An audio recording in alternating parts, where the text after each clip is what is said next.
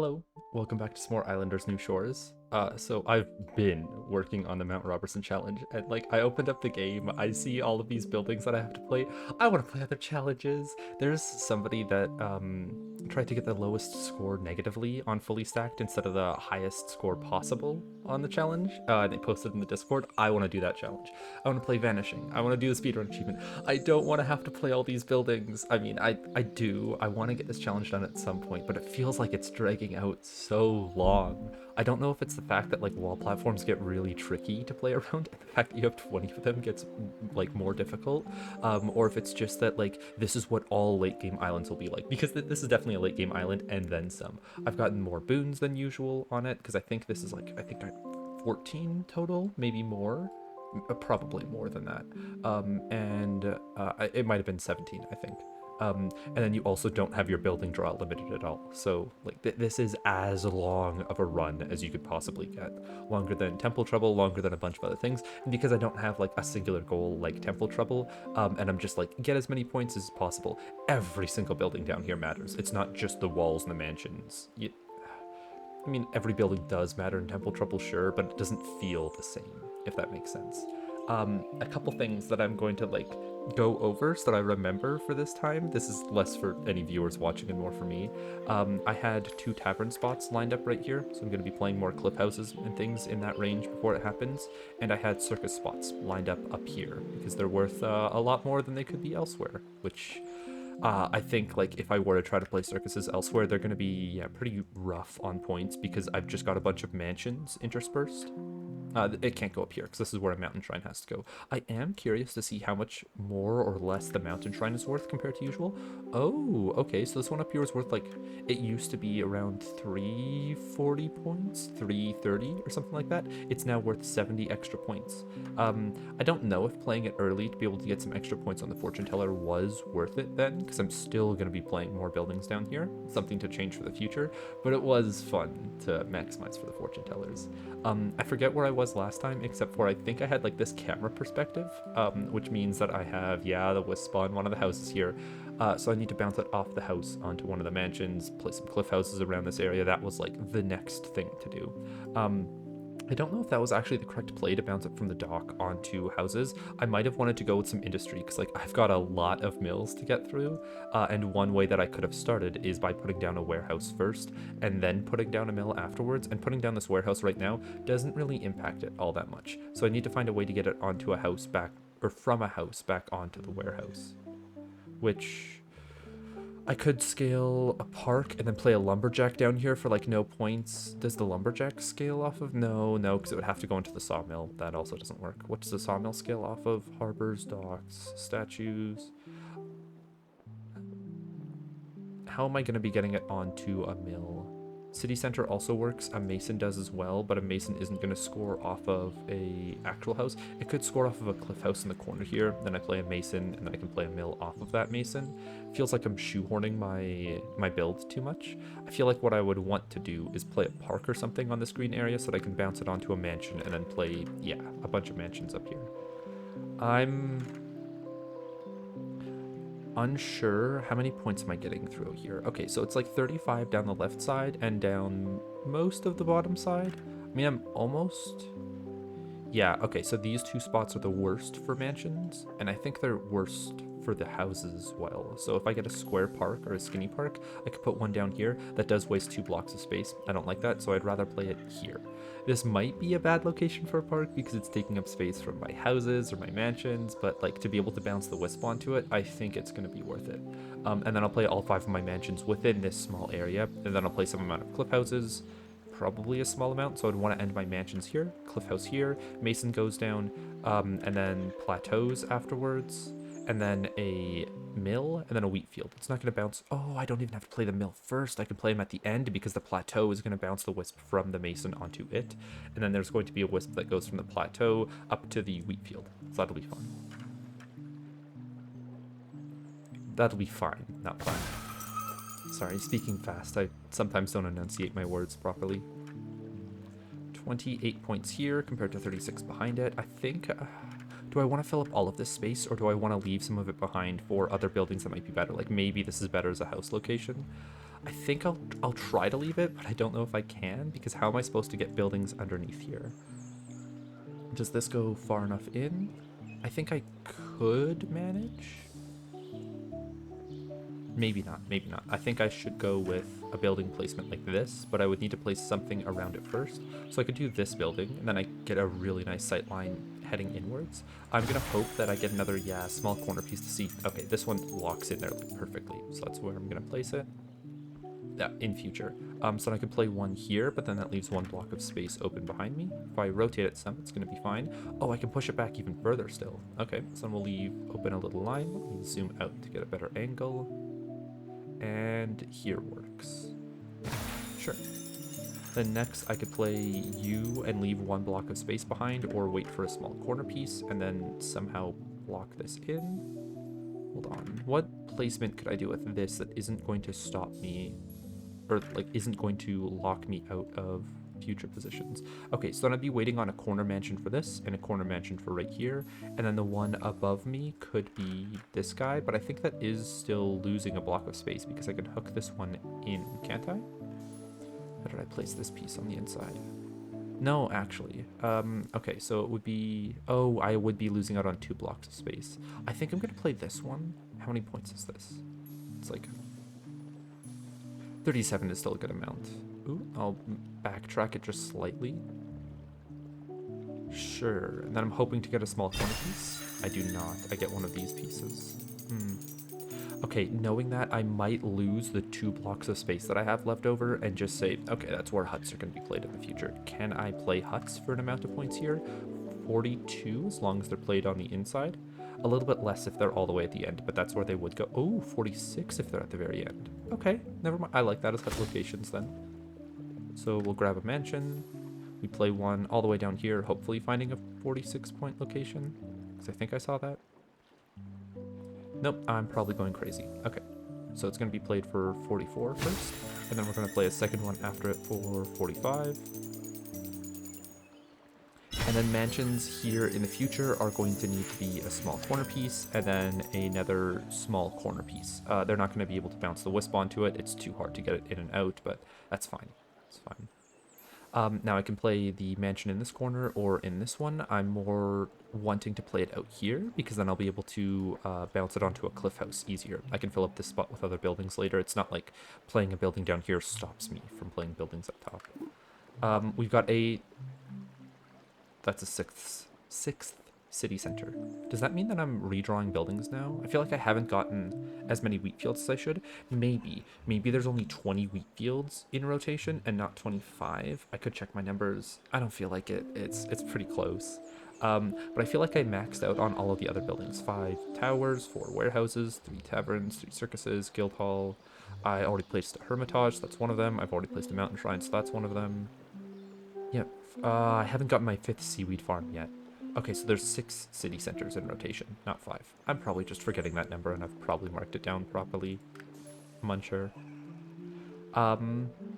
So we play the mansion in as far of a corner as we can down here, and then we play a cliff house on this wall to score negatively with a mason, but only one of them is going to be in range of this mason. That's what I would like. And then I'd like to put down a few more masons in this corner so that I have the ability to play plateaus for more points here. And I'd hopefully play 2 plateaus, but right, I forgot that it's like all the way here. I'm gonna have to play, I'm gonna have to play it back like this, and I really don't like the look of that. I really don't. And it doesn't get the second city center, which also is tragic. Can I play a city center anywhere for points? Because like this wisp bounce, I mean, it's bouncing on 23 probably by the time I open up a few more building packs from playing these guys. Like 25 wheat fields. I feel like getting the wisp onto the wheat fields has to be worth it for points. Can I play you over here for a good amount of points? No. Up here is fine, but I don't like that as much. Out here would be worth the most, but then it's not close enough to the city center to do anything, really. Oh, 20. I think I'll just take this one, then. It's going to help scale some buildings around it, and it's... I'm not going to be able to build anything on top of it in the future. Like, it's not taking up extra vertical space by being played here. I'm fine with that. then I'm only going to be able to build 5 buildings across this. If I play it in, yeah, I can't play it early and have it like snap in underground further. Okay, sure. 22 points. 22 points. Move on. I should also check my boons to know what I have available. I have a precious, played at the very end, on a fish kite, or a pyre. We have an increase area, which is going to be used on one of the temples. Demolish, that's going to be used on the temples. Score multiplier, that's going to be used on the temples. And level ups to be used with the score multipliers and demolishes on a guild hall, weaved in between the temples. So the game plan is set on all of my boons now, except for, well, precious. Like, okay, by set, I mean, this is all temples and guild halls, and I can think about it all at the same time. And then precious is one of the buildings at the very end, so I just have to hold on to a fish kite and remember.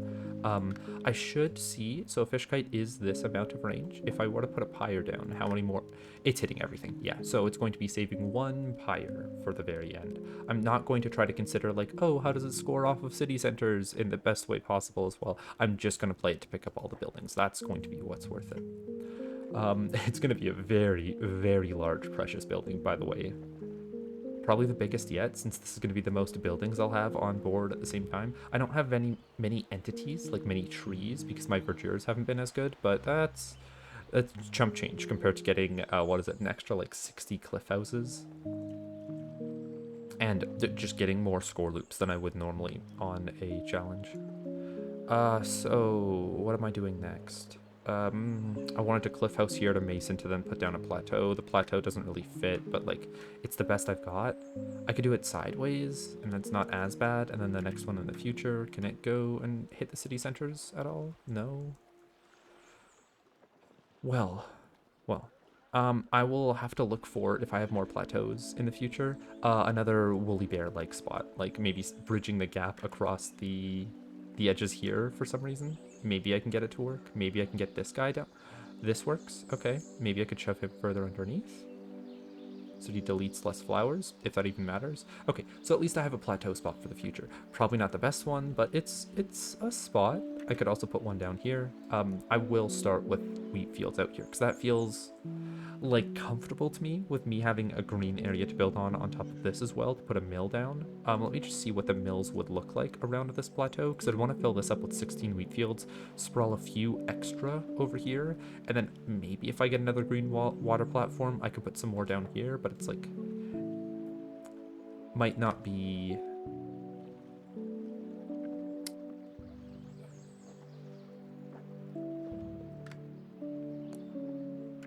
It might not be enough space is what I'm thinking. I don't want to take up too much space up here because maybe this is also a really good warehouse spot. No, it isn't in comparison to this one. Or no, it isn't in comparison to this one because they want to be beside the fishers. And that's worth so many points that I would put a water platform down within range here if I could. Damn, it really sucks that this just barely doesn't fit. And there's no way for me to get that back. Unless I were to somehow bridge the gap here. Yeah, I don't think the feet are going to be either all on the edges or... I wonder if there's like a certain amount of ground that also needs to be covered by this, or if one of the feet is considered in the middle of the building. I could actually try to check that up here. So that's one of the feet of the building. It looks like there's no foot in the middle of it. Yeah, it doesn't feel like it. But down here, it's not allowing me to bridge that gap because maybe this terrain is too much of a slope. And it's like, it doesn't want to clip into the wall that much. And there's no way that I can get it onto, or like trying to put it onto this rock. I don't think there's a way that I could rotate it that far out, yeah, without clipping more of the building underground. Okay. An exercise in trying to get precarious positions, but something that isn't going to work out. I have seen somebody put a fountain on like the corner of the inside of one of their water platforms right here. I do not know how. It was next to a beach and like there was water underneath it, and you can't place fountains on water, right? But like this thing was completely floating over top of the water. It was like placed here or something, with this bottom edge being some amount of ground. So like I've still got things to learn about how, why, and where I can place buildings. Back to the plateau. If it goes here, I just need a mason within range of this guy, which isn't going to be hard to get. So that means I can just put like one cliff house anywhere that it's worth points here. I'm not sure exactly. Don't know if playing it lower would feel better. I think I'm just going to play it for 16 points up top. Keep it pretty unassuming. Then we've got a new building here. I would have to start building masons out here, but that feels fine. Masons are going to want to scale my like warehouses and parks, and not having my masons near this kind of sucks, but like I'll show you what a mason looks like in that area. Yeah, now that I've played all the cliff houses, that's just not tenable. I can't put down a mason in this area unless I were to point invert before it, but like I've still got more buildings to fit in this area before I point invert, and the more score loops I get, the more points that my level up is going to give me at base. So it's better to play my buildings before than to save this for a level up and then play my warehouses afterwards. I mean, maybe it's worth it to get around these large negatives, but I don't want to have to think about it, to be honest. 12 points here seems good. And then I can continue bouncing the wisp. I guess I can go inwards or I can go outwards from now, not hitting any of the cliff houses anymore. This hits a shaman and a cliff house, so I can't bring them up. I'm just going to have to build them on this outcropping, which I guess that gives me a lot of space to build. I'm going to hope that some of my towers can hit both of my masons at the same time, because that's worth a lot of points for them. I don't think they'll be able to. Okay, never mind. Towers here are worth 200, but they can't be placed there. They could be placed here, maybe. 179. This might be something that I want to save for a tower in the future, or... Okay, never mind. They're just worth 200 points if they're put in here anyways. They don't need to be put around the wisp. They don't need to be shoehorned into that spot. I mean, I could to get them out of the range of other towers in the future, but that's something that I'll think about later. Gonna play the masons here, and I'll play around them in the future compared to trying to future-proof my area. I do want to make sure that all of these are going to be, yeah, in range of the plateau that goes down, and quite easily so. Alright, then the plateau goes down to hit the 2 city centers. And then we start placing wheat fields, I guess. Fine. I get to place all of these guys. That's a good feeling. We want to make sure that we can get 4 across the edge, so I'm pulling it as far into the corner as I can. I would like to end on this corner specifically. If I could keep building, the wheat fields are going to connect. The wheat fields are going to be a little bit awkward being played at this angle on this water platform, but that's fine. So long as I can get the not the adjacency bonus, but the connection bonus that's specific to wheat fields, I'll be happy. So if I place here, I just want to see what it looks like on the corners. So it's going slightly over here, but if you don't know this about wheat fields, they're slightly lower than what their like visual indicator looks like. That's just to help them fit in nicer. I think the reason why they don't do that with mansions is because then you could get really tricky with mansion positions, and like those matter, especially on wall platforms and things, but wheat fields don't as much. So you could almost think of wheat fields, their hitbox, as being just where the wheat itself comes up, not where the wooden, it looks like wooden, but that's soil. That has to be soil, where the soil is underneath it. And now I don't need to worry about placements as much because it should just snap, and I'm really hoping that I can get the full 4 in here. It really looks like this is halfway so far, so I'm inclined to believe that wheat field is a proper placement. It's just that if this is off a little bit too low or a little bit too up, I get either 12 by a 3x4 across, which, hold on, is that fissure is not too close. Okay, that's fine too. I would either get a 9 wheat field plateau, or I'd get a 12 by doing a 3x3 or a 4x3 block. I want the full 4x4 for sure. So if I play you there, you look like you're a little bit over half, but like I can't come back from my decision anymore. If I play you here, you get 1 less adjacency bonus, so I don't like that. I'm really hoping that I can just slide you in. Oh, thank you very much. So you could say, oh, what about playing your mill first to get more points off of the wheat fields? Like, these guys get 4 points per wheat field. The wheat fields get 5 points off a mill. I'm placing so many wheat fields that they're not going to be, like, all of them are not going to be able to be in range of the mills. So even if it's mathematically better to play this one first and then these guys second, because this one is hitting more wheat fields, it's a better idea for me to play this afterwards because it's got such a large range. I'll be able to play a mill over here to get all the points. I'll be able to play a mill, I guess, over here to get all the points, and then probably play one. I can't fit it up here unless I get a wall platform that's green that's underneath here. But if I were to play any here, that would have to be after my Hermitage goes down, because I think Hermitages like hate mills. They despise them. Never mind, -3, doesn't matter. Okay, I wouldn't need to worry about that then. -3 points is chump change. Let's see if we get to build all the way across. Yahoo! It's a full 4x4. I don't know if it's like really iffy to get the full 4x4 in this. I know that it is with wall platforms, just because even getting the 6x6 with all buildings, it's a bit iffy. For some reason, it just doesn't like pulling your buildings to the very edge on wall platforms. I guess on plateaus, because there's so much extra space left on the sides, because it's a slight pyramid, you don't have to worry about that as much. And there's no snapping under cliffs that you need to do either. So we just keep going, I guess.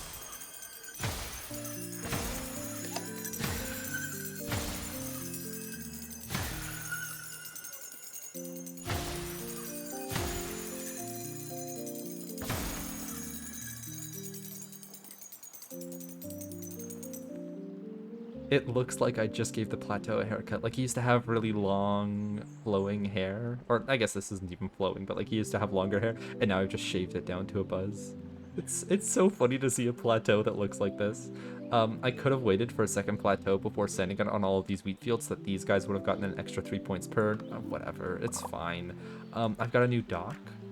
Oh, and it's a long dock again. I guess I could put a long dock here, but then that stops 2 good dock positions back here. I could maybe fit in a small dock underneath it down here, but I wouldn't want to chance that. So this guy's probably going to go somewhere else that just isn't as damning for me. What about here? This is 47, deletes 1 fish. If I can get you at an angle, that would be great, but I think... Oh, I can. Okay. But that angle still isn't enough, and I don't think this angle attaches to the wall anymore. Yeah, it doesn't. Okay, so I'm gonna have to delete that fish regardless. I can keep up with the angle that I have currently. I'll wait on that dock. It might be useful to like bounce a wisp around more of my aquatic buildings. We'll just keep going on our wheat fields right now. So you can see that this one gets the like, it's close enough bonus from everything. You'll also see, wait, hold on. Is that scoring an extra 2 points underneath the 7 points? What? Okay, so it's getting 7 points by being in range. Oh, hold on, let me do the calculations on this. We've got a wheat field, its base score is 2. So it's giving me 2 points from here. Getting it beside the plateau gets it up to +5. Getting it beside all of these wheat fields is going to give it an extra 16. So this is 37 points, right? When I put it beside this guy, why do I get 7 points? Shouldn't I just be getting the points from a wisp? So how this is working is that the wisp isn't, what is it, like... It's not being attached to these 2 points, which I would also argue is a bug, right? The wisp is supposed to bounce to any building that scores off of it. So this is 37 points, and then this should be adding the extra 5 points from a wisp because I'm getting the wisp in range. Well, it should have added that before, but it's adding both the base score of the wheat field and then the wisp again. The only building in the game that works off of, oh, if you play a bunch of them beside each other, you'll get to score all of them, is wheat fields like this. So this is the only building in the game that has this bug, where you can get an extra 2 points out if you were to play, a wheat field beside the one with a wisp. Interesting. It is a 44-point wheat field, and this one does still get all of the adjacency bonus, so I feel inclined to play it like this instead, so that I can fit more of my wheat fields on this water platform. I would like to know where this mill is going down. It's going to have to go down to get all of the wheat fields. I think I can place one more wheat field here and then get the mill down. I'll check that. If that doesn't work, then I will undo this last wheat field that I played. Where is my mill?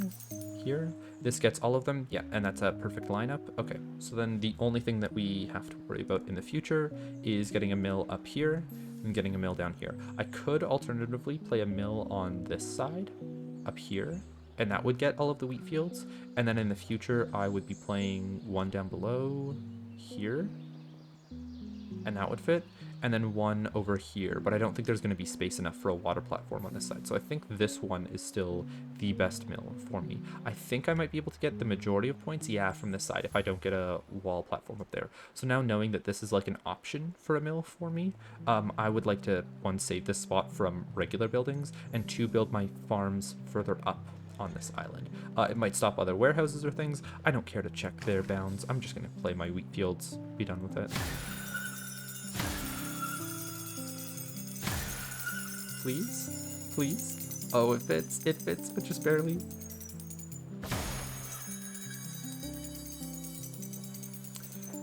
Do we get another wheat field? Because they're now worth like 50 points. Yes, we do. Yes, we do. I have now gotten all 5 of my seaweed farms. I think you get 20 or 25 seaweed fields. So like we're very close to wrapping around to me being able to get any building again, which means that all of the blooming trees that I got rid of with parks up here are going to be like bad decisions, because I could be placing more shamans down up here to capitalize off of those blooming trees. Man, a 53-point wheat field. 55-point wheat field. These guys are going crazy. Is this going to be enough points to get me to the next round? No, but it's very close. So I'm fine to play one more building, and then I can start... I don't know if I ship it on my mills yet. I think I ship it on one of my mills. And that mill will be this one, of course, because then the wheat fields that I play, a few of them are going to be able to scale off of this mill. How many points is the mill? 113. Wow. 117-point mill. And I don't think I'm going to play a mill that's worth more than this in the future. These guys over here aren't going to hit all the wheat fields. These guys aren't either. They're pretty close because they hit a few extra masons, or this guy hits the statues up there too.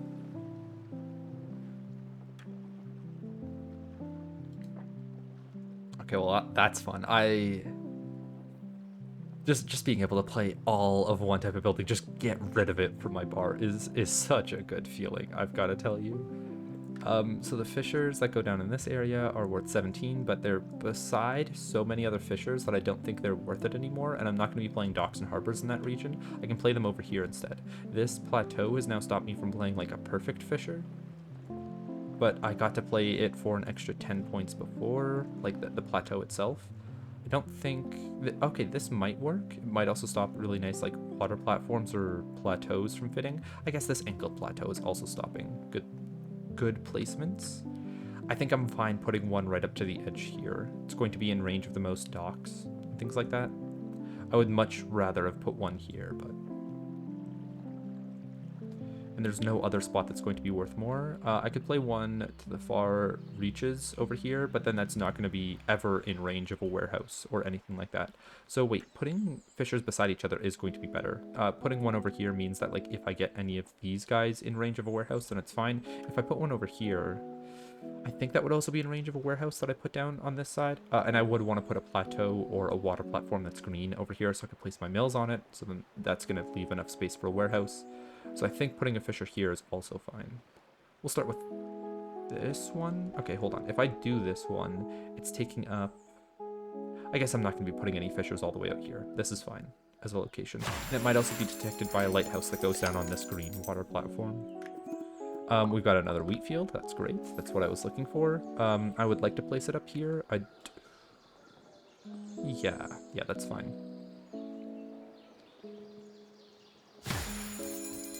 Okay, what to bounce next? I would like to see, is this green? This is not, so I don't want to play it over here. I need a green one for a mill. I'm fine locking in that wheat field position, so let's see if it's green underneath. It's not green underneath. Okay. We might be waiting on a plateau to go down here, and it would be in range of all the masons, so that's, like, more worth it than other plateau locations. I've got 11 walls in my inventory. How am I going to figure out spots for 11 walls on the inside of this place? I don't think I am. I think I will have to ladder walls out and about eventually, but not yet. Not yet. Laddering walls is like a last resort.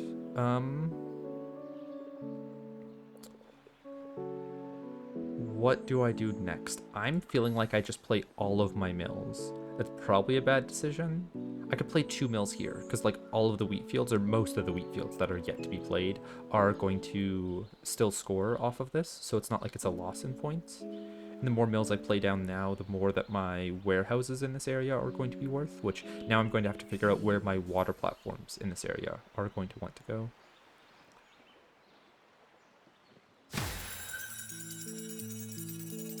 $99 up here, and that's a fine spot to put it in. Ooh, it would block one wheat field location. This one also blocks a wheat field location, but it's down below. And is this getting in range of where the other mills might go? No, not yet. I think I like this as a mill position better. Do I place 3 mills in this location? I could get this one for 75. I could get this one for 80. It blocks this exact corner, so I could only play 1 mill here. I could maybe play a second one further back, but that jumps from 110 points, yeah, down to lower. I'm going to test to see if this mill in 80 points is going to keep 2 mills over here for, yeah, it seems like I can push this guy back for the 104 points, and then this guy goes into the corner. I'm still going to test it just to make sure, because I will be getting more than 5 mills in the future because of how many times I'm like drawing or redrawing buildings. All right, there's the 80 point mill. I don't have a wheat field to test whether or not this guy is going to have a wheat field that fits. I'm just going to trust that it does. And then we grab another mill and we say, can you fit in down here? It says, no, I can't. We push you back a little bit. It can fit in for 104. That's definitely going to leave enough space for this guy at 110. I am fine with this position. I would be better if I could have tested a wheat field beforehand, but I'm going to run with, yeah, that looks like enough space. We don't have another wheat field. That is a 6th pyre. I believe we have now gotten to being able to pick any building again. Which I'm going to have to rethink my verdures. I don't have a blossom area to like add more trees in once, or not to add more trees, but to like make better trees in one area. So then that means that my verdures are either going to be fish, or I guess a combo with spawning a few extra flowers, or they could be more trees elsewhere. I'll come to that decision when I have like, or I'll try to make that decision when I have 2 verdures. Yes, we are re-rolling packs because I can see that I have 4 markets currently. That's not natural. We're only going to get 6 wall platforms, I think, after reshuffling the deck. Reshuffling it might have different amounts, I've heard. So it could be that you get 6 in the pack originally, and then there's only like 3 that get reshuffled into a pack. No idea what those numbers are. I'm going to hope that it's high for wall platforms so that I have enough space to play things. I'm going to hope that it's high for water platforms and plateaus and such. So from here, I need to play a building that bumps the wisp off of the mills. This guy would have fit perfectly, but the mills are a much better location there. If I play, what is it, a water platform here, that could work. If I could play it further in this direction, that would be fine. I think playing it under this plateau is the way to go. I might draw another 20 wheat fields, but if this is going to be a green area anyways, I can be attaching more wheat fields close by, and I think it's not going to be a plateau. Actually, I did have it planned to be a plateau spot, so it might not get the adjacency bonuses from these guys. We'll see how that shakes out in the future. I'm going to plan for plateau and wheat fields on top of this thing. So that means the warehouse goes down here for not enough points. The warehouse isn't actually going to go down on the plateau. It wants to go down in front of it, and like very badly so. So I think a water platform here is in order. Like so. I can play like 2 warehouses on top of it, side by side. And then I can play maybe a market close enough to it in future. So like, let's say I play it back a little bit right here. Oh, why didn't that click work? There we go. Then I can play this one flush with it beside it. So then the warehouse that is taking up only half a brick of space, I could have enough space to play a market back here later. Let's see how much that market is worth. It's only worth 33. I don't think taking up this much space down here is worth 33 points. I'm going to have to play them on wall platforms in my city center later if I have enough wall platforms to do so. I don't think I'm going to, by the way. I think markets might actually be something that I don't have the space for, just in general. If I were to have a shrink building, I feel like it would go on the markets before anything else. They're just such a large building, and if I were to place multiple in here, they would get me a lot of points. This is feeling like a spot for a market. It might be a few extra points on a temple. Let me actually double check that. Nope, doesn't reach it. Does it reach the guild hall? Where are you? Here. Yes, it does. So I could play a few buildings here, or like a wall or something, and then a market down after it behind it. Yeah, it's looking... No, that could fit a few spots for buildings, I think. Wait, can I play you back here like this? Because you'll all be on flat ground. Like all of the corners, all of your little feet are. No? But you fit. But you also do? Why does this work? I guess this is close enough ground. Let me grab the market again. Yeah, okay. I can also sometimes clip into the wall to use the wall's like ledge as ground. oddly enough. Or that might just be the edge of this line, and it's a bit hard to tell with the current perspective I have. Alright, I should still see if like this is a good spot for warehouses or not. It's only getting 65 points here. If I rotate it in, it's not going to get that last 75. I think I can move this guy up a bit. I don't think I need to connect water platforms together. Now, the question becomes, do I place a sawmill down before placing these water platforms? Because a sawmill, what is it? It doesn't scale off of water platforms, but water platforms like it at a rate of +3, I think. I don't think so. I think I'd rather just play it beside like a massive amount of lumberjacks up here.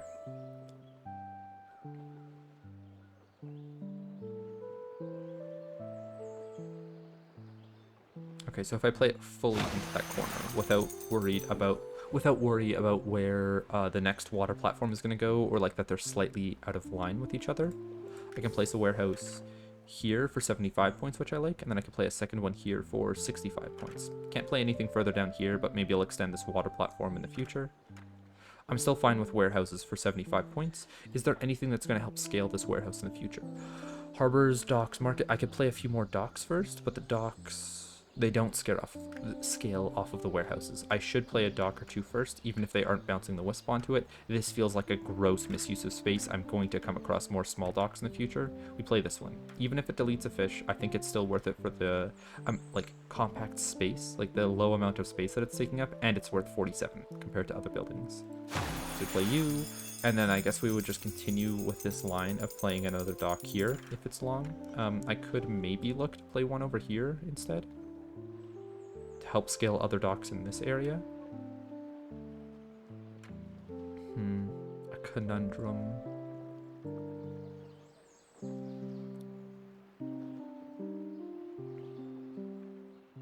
I think this... What would be played here instead? Could I get a warehouse here for a lot of points? Yes. Could I get it back out here for a lot of points? Kind of, yes. Every time I look at this spot, it's like, it's just where I want a warehouse to go, but it's not going to make it there.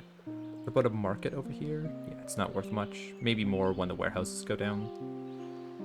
Can a sawmill fit anywhere in here for points? I mean, down here, but that's only worth 22. What is up with this spot? Actually, what is going on with it? Can I play like a house or something there? No. It's over top of the docks. So it doesn't want to play on top of this because the docks are not higher, or sorry, the water platform is not higher than what is being seen by the docks. So maybe that was enough space for a warehouse, or I could have bridged it across the gap, but these docks are stopping me from doing so. Interesting. So the docks have to be the last building that goes down if ever they're like going underneath something, if that makes sense. Which would then mean that I would want to take up a space like back here with a mansion if I'm given the space. No, that's not. What about you here? Not enough space. Okay, so all of the space on this wall platform is, or water platform, is now just lost. I'll know that for next time.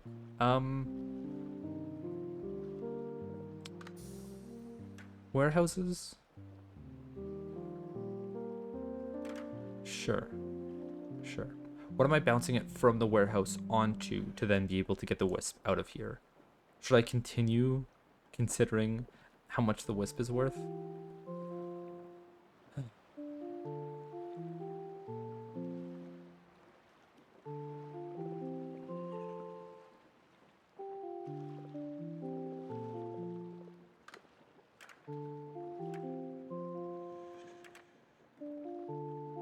Okay, so what I have plans for in the future with my seaweed farms is let's find a small rock that they can go on. Not this one, it's not small enough.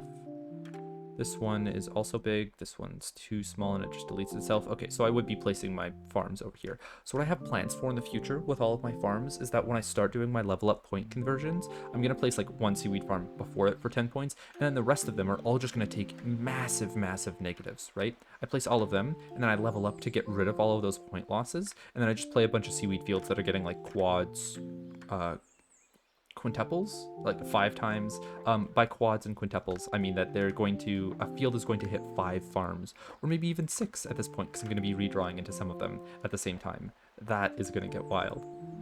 So seaweed farms and fields are like off to the side. They're not going to scale lighthouses or harbors or docks or anything like that because the fields are going to be worth like 50 points each compared to if I played them really well in some spots that might take up space for my docks and harbors in the future, they'll be played for like 30 points per field. That 20-point difference is not worth it.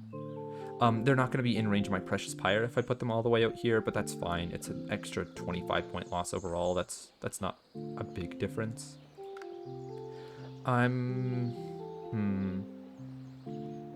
I still have another 24 parks to play. I don't know if I'm getting all of those down, to be honest.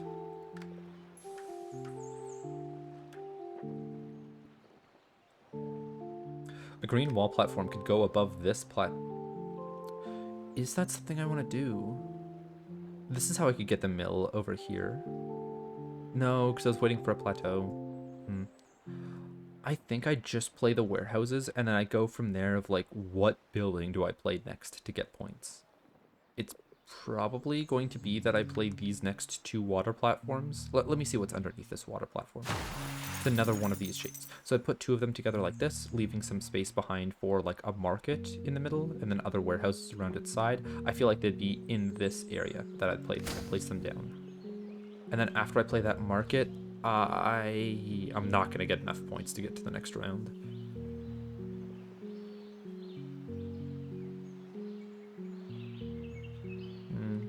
Okay. It's not optimal. It's not optimal. Well, let's figure out where we can get a market in range of these two warehouses.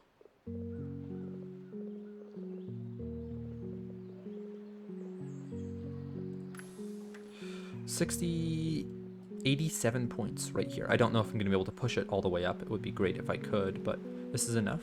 I could get a few extra points on like a mansion or two that goes up here if they're the small corner pieces. They are not, so I'm not going to play them. Yeah, and I don't think this guy is going to be close enough to be in range of the market either.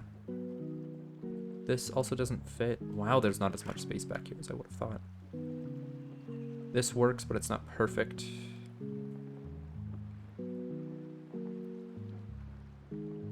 Yeah, I don't think it leaves enough space for a small corner house. Actually, I'm fine with locking in these warehouse positions. I want to fish for what my next mansion is. The exact same type. Oh, I forgot to mention this at the beginning of the video. This is very dirty. You guys see how there's a space up here left like perfectly behind for this L-shaped block for the house, which I think now no longer has enough space to fit. Okay, hold on. I made a separate one over here as well. So like this one, it has this perfect space for a house to fit with this L-shaped block. But I only have, what is it? Like, you can see that there is this corner piece, this L-shaped block, this L-shaped block. I've got the two different types of S-shaped blocks. I've got the 2x2s, can't find an example, and then I've got the small corner pieces. So houses have this mirrored L underneath, like this guy. They do not have the mirrored version of it. For some reason. I think the developers just forgot to add that building to the pool. Because, like, they could just flip the graphics on this, right? It's not that difficult to make that. They've got a mirrored version of the mansion, but there is no version of this house, which is why I haven't seen any building that fits into here, here, or down there yet as a house. So I will have to place small corner houses in each of these spots whenever I come across them so that they can, like, these spaces are not going unused. I could also play mansions there, but they're worth so much fewer points. Do I have a small corner piece yet? No. Okay. I don't have an undo, so that means that I've gotten rid of my last mansion that I've played. It's time to play the two water platforms here in succession with each other. I could play one here like this, and then the next one could go down like this. It gets slightly in the way of that water platform, so we would need to pull it down a bit. I would play this guy first, I guess. Might be a bit harder to line him up. And then if I do pull him down a bit, there's probably enough space in back there for the long dock that I had. So let's try that, actually. Long dock. Yeah, that looks like it's not going to take up too much space. Hold on. I should play the water platform first, save that long dock for later. So it was like around here, I want to say. And then I can fit in a water platform here. Nice. The market that goes down on the edge of this guy. Where's my market again? There it is. It's going down for 69 points. I could get it up to 77 if I moved it further over, but that's only if I get it to match up with this guy, which I don't think is happening. Weird question. Can I get it to like bridge the gap between water platforms here? Now that I know that like buildings only have feet that I need to consider. Let's try. We undo this building. We place this a bit further away. And then we look for a market that can, yeah, span the gap between them. It's only checking the feet. So it looks like it has feet in the center as well, because I can't push it up past this. Or that might be my cursor getting to the edge of the water platform as well. So then yeah, you don't even need feet in the middle. Interesting. How would I do that over here to success? I could make it so that it's played on this. I want to try putting in a weird shape here that would allow me to use that to my advantage. Like so. I want to make sure that there's enough space for a dock back here. There is not enough space for a dock back here, especially because the line at the end is going to be blocked.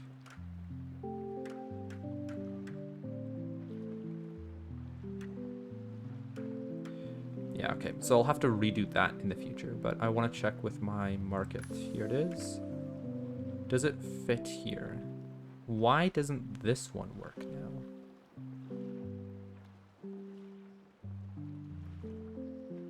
So in what world does the other one work, but this one not? It does. Oh my god. Wooly, thank you. Why did you have to do this to me?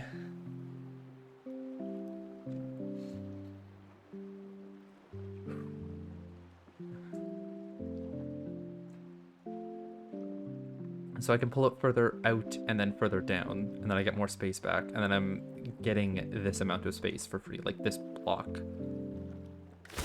And I need as much platform space as possible, so if I pull you down to like, I think here is going to be good enough. We're going to check that the market can go down.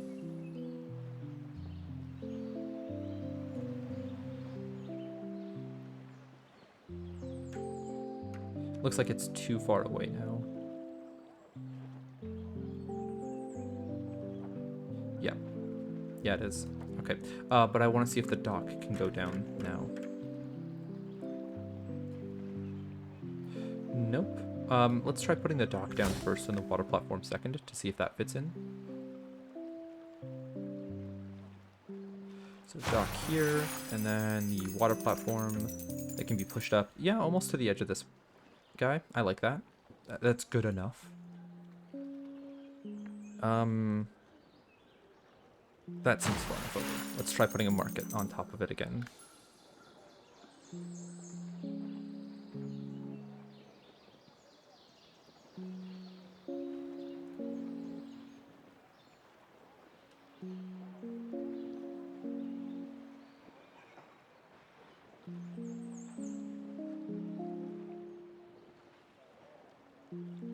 I think as soon as I start hitting this edge and going down, it doesn't work anymore.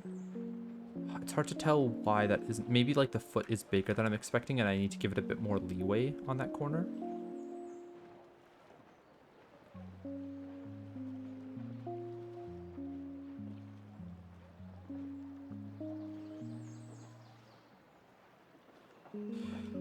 Okay, it looks like I would need to push it further, like this platform further to the right or maybe further down to help me out here.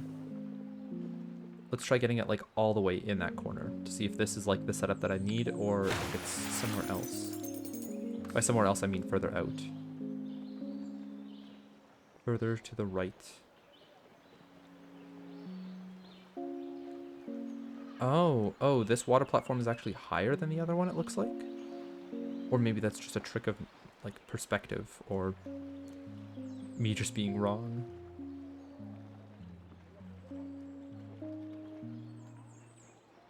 Come on, I will find out how to do this again. Surely.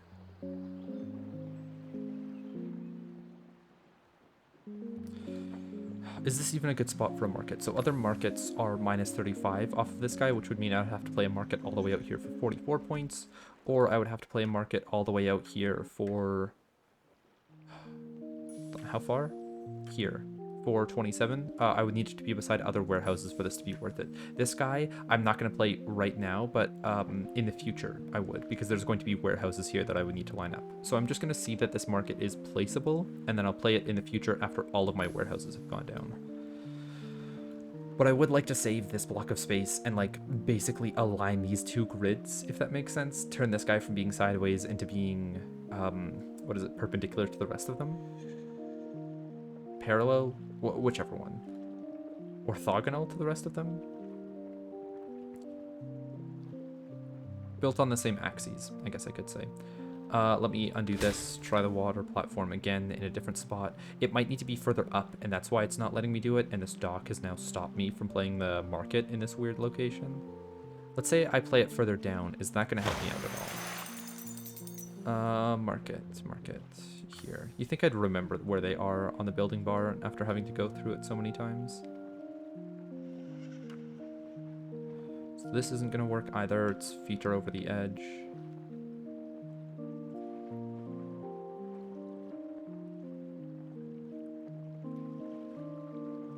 I think I might need to place this building higher, and that dock is stopping me from playing the market like this.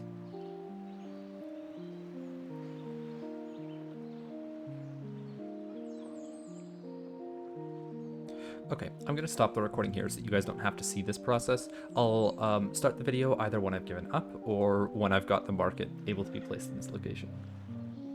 Okay, so I figured out why it wasn't placing. It's really weird. I'm going to do a test example over here so it's easier to show you, and then I'll just try fitting the building in here afterwards. And I know I can fit the building in here.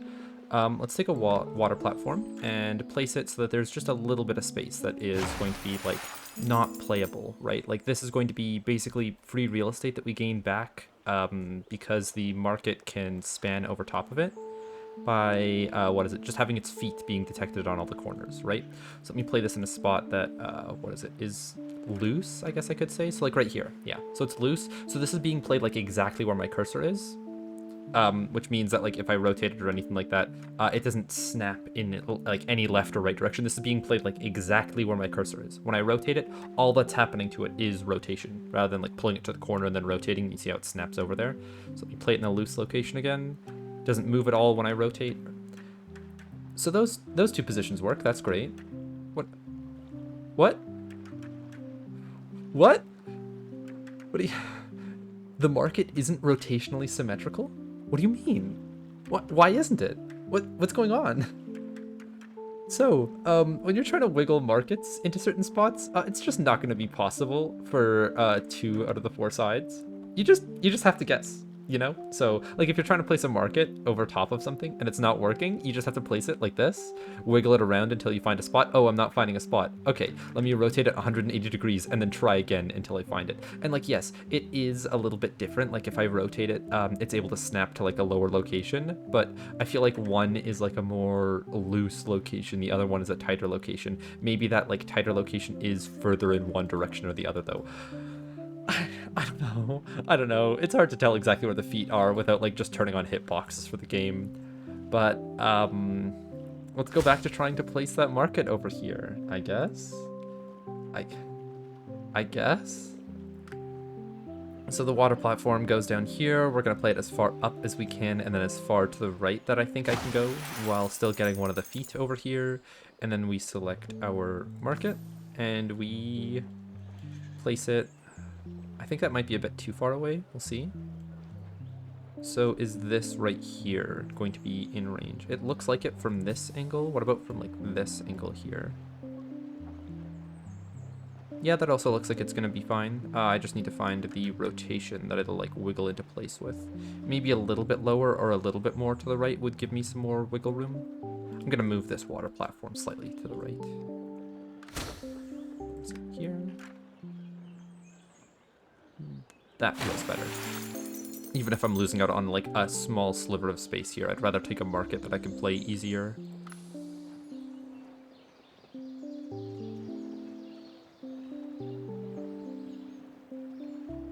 Okay, Trying to wiggle to see if it fits. No, so let's rotate it 180 degrees and wiggle to see if it fits. No, I'll keep going until I find it. I know that I've gotten this before, and then I can maybe move the water platform a bit lower down to help me out. And I think most times that I've gotten it, yeah, I've been looking at it from like this kind of an angle. The angle that you're looking at it changes where you're placing it because my cursor is currently on the bottom of the water platform here. I need it to be on the top so that the market isn't like clipping into the water platform at all. So yes, the angle that you're looking at also matters.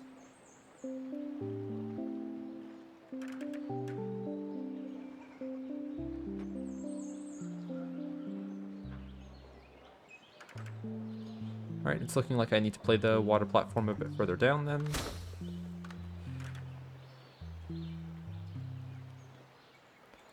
They have to stop telling me things about this game. They have to stop telling me these kinds of things.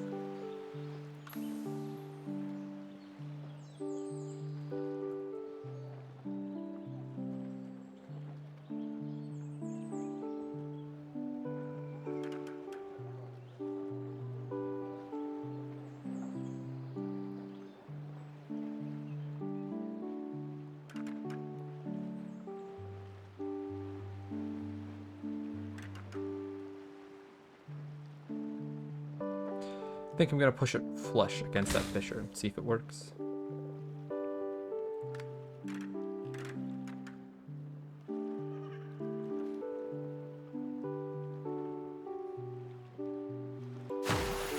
I'm also seeing posts in the Discord just beside me right now saying that, oh yeah, hermitages are rotationally asymmetrical, same with temples. Yeah, I guess every building in the game is going to be slightly rotationally asymmetrical, so if you're really going to like play markets like this, or hermitages, or temples, anything that's like clipping out of or over bounds, you're just going to have to rotate it and hope. Like this, right here. 76 points. I guess that's a good enough score. Don't need to look for more. Okay, it's also able to be played there. And it's not able to be played on this one or on this one. Then when I go back here. Okay, so how would I be able to tell myself this for the future? I think at night, or, okay. Hold on.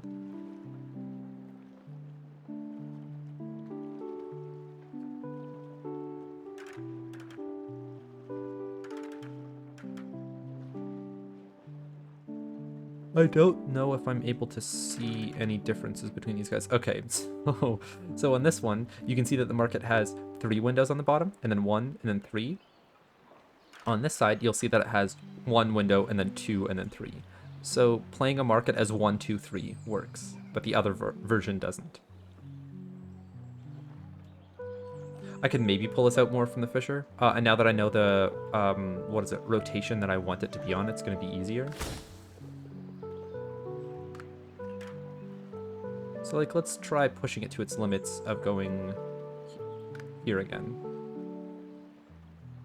Now that I know that I only have like 1 rotation to test. So like this is just barely in line with this. I should be able to get the market's foot onto this bit. And then we need to rotate you to be 1, 2, 3. That's 1, 2, 3. I wonder if there's multiple types of markets. Like that 1, 2, 3 rule is just like a skin for this market, but it won't be for other markets in the future. It is also looking like I go to the edge of this water platform before I'm able to get that foot on the ledge. And if I do get it, it's a little bit too low. Okay, so I do have to walk it in some. Let's push it all the way up. Walking it into there feels fine with me. If I can get this market to play, I'm just going to run with it. That's the 1, 2, 3 configuration, or rotation, I should say. We wiggle it. Hoping to find something. Feels like I'm panning for gold right now. Am I not able to get this one anymore? Might need to be played a bit lower. Okay, let's play it a bit lower then. Not all the way in, not all the way up. There. Market. This guy, perfect. Okay, we'll run with that. We'll run with that. Now, if I'm going to be putting another water platform down, I would like to make it in this direction because I don't want to build too far out here. It feels like it's taking up too much space. This feels better to me. I do have to consider, do I want to play a sawmill out here to scale my water platforms? No, they're going to be beside lumberjacks for more points later. So I'll just play this water platform. And with those guys down, we can maybe play some warehouses. I could look to... Ooh, these guys are just barely in range. I don't like that. But it is something I'm just going to have to deal with. Yeah, okay. Well, unless I get another water platform before I put this warehouse down, which... How am I getting the wisp off the warehouse now? I could have saved one of my masons to ping it back onto here and then through some cliff houses to get back up, but that's rough. I'm not going to use anything that's precious to do so. Let me look into my notes to see what scales off the warehouse. Or not scales, but scores with. Get the correct set of notes. This one. And buildings. Scroll down to warehouse, show backlinks in document. So aviary, brewery, brickyard, fisher. Do we have any fishers? No. Harbor. We don't have any harbors, I believe. And I've already played. Okay. Hut scales negatively with it. So I could bounce it back with a hut. And then what would I play off of a hut to get it out of there? I'll keep looking for other things first. It doesn't look like there's many other options unless I start playing walls, but I don't want to play walls here early before all my buildings go down, and then I'd have to snake walls back there. I could do it with archways, but walls are going to be worth a lot more later. So, or a lot more in other spots. I don't want to take up, like, 20-point parks, or 20-point walls here, when I could be putting down, like, 50-point walls inside of here. Well, it is... this is only 17 points, I guess.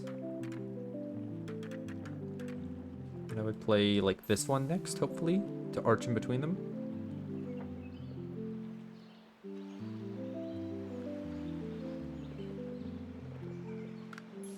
So this one's played for 20, this one is then played for another 20, but it's not arching, and then this one is...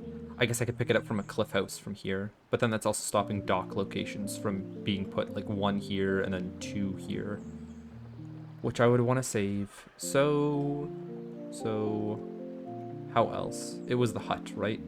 Let me grab a hut and see. How long is the range going to be to be able to pick up this from? I could play one up here. Oh, and a cliff house can scale off of a hut. That's perfect. So what about taking up this space up here? It's worth 41 points. I would need to drag it out. It's not hitting the wisp yet. This is hitting the wisp. Also deleting a tree, which I don't like. This is great because it only hits one of the warehouse. Oh, the warehouses are only -1 point, but that's not going to matter. Looks like 39 is my best bet, and then I use cliff houses to get it back down to the mansions on that platform. And then from the mansions, I've only got 3. Where else would I want to bounce the wisp to? I don't think there's any way that I can get it onto the seaweed fields and farms at the very end, when I'm getting like 50-point fields over there. What else could I do to get a bunch of points with wisp? I couldn't bounce it on parks very often.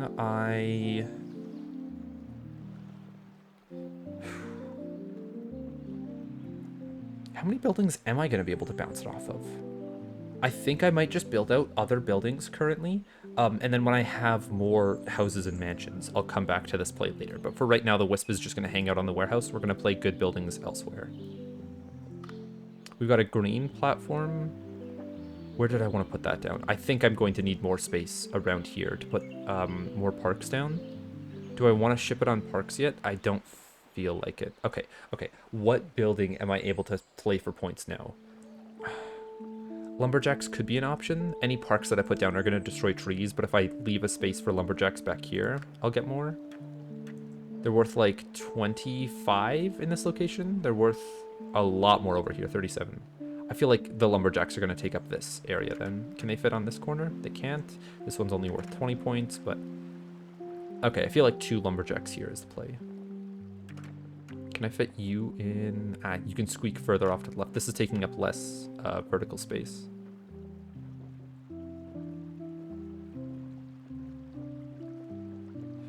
Is this like a bad position? It's not going to scale my sawmills as well, apart from the sawmills that I'd play on like maybe a wall platform or the plateau down here. Yeah, the plateau down here. This lumberjack is not going to negatively scale my hermitages since they're going over there. Let's try this. And hopefully there's enough space for it. Yeah, another one. Nice. And there's nowhere that I can get 32 points. Got it. Unless maybe I rotate. Not enough space to rotate. Okay.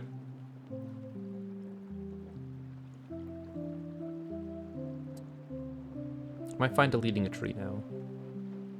Oh, I can sneak this guy in down here. I'll play it for 29 points. Sure, not deleting anything. This is also 28 points, but this is where one of my mountain shrines needs to go. Does it need to go high or low? Doesn't matter. This is an extra 10 points currently. That might change, though, as I delete more trees. If I put it back here, maybe I can fit in one more lumberjack here. But if I do that, then they're also taking the -8 points from the guys behind him. So this is 28 compared to 29.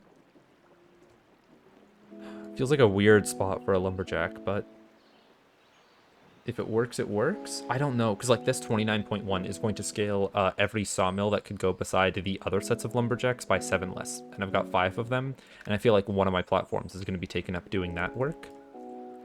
So I'd rather play it for... Is there any other spot that I could put it here beside the other lumberjacks for a lot of points? 19. Alright, so if I get one more sawmill in range of this guy, then it's going to be worth 26, which is like about the same as this.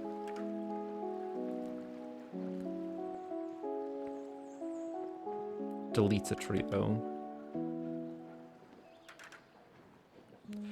Compared to... Okay, I'm probably just going to take this 28 pointer then. 27 pointer? Yeah. Okay. Even though it deletes a tree, I'll manage.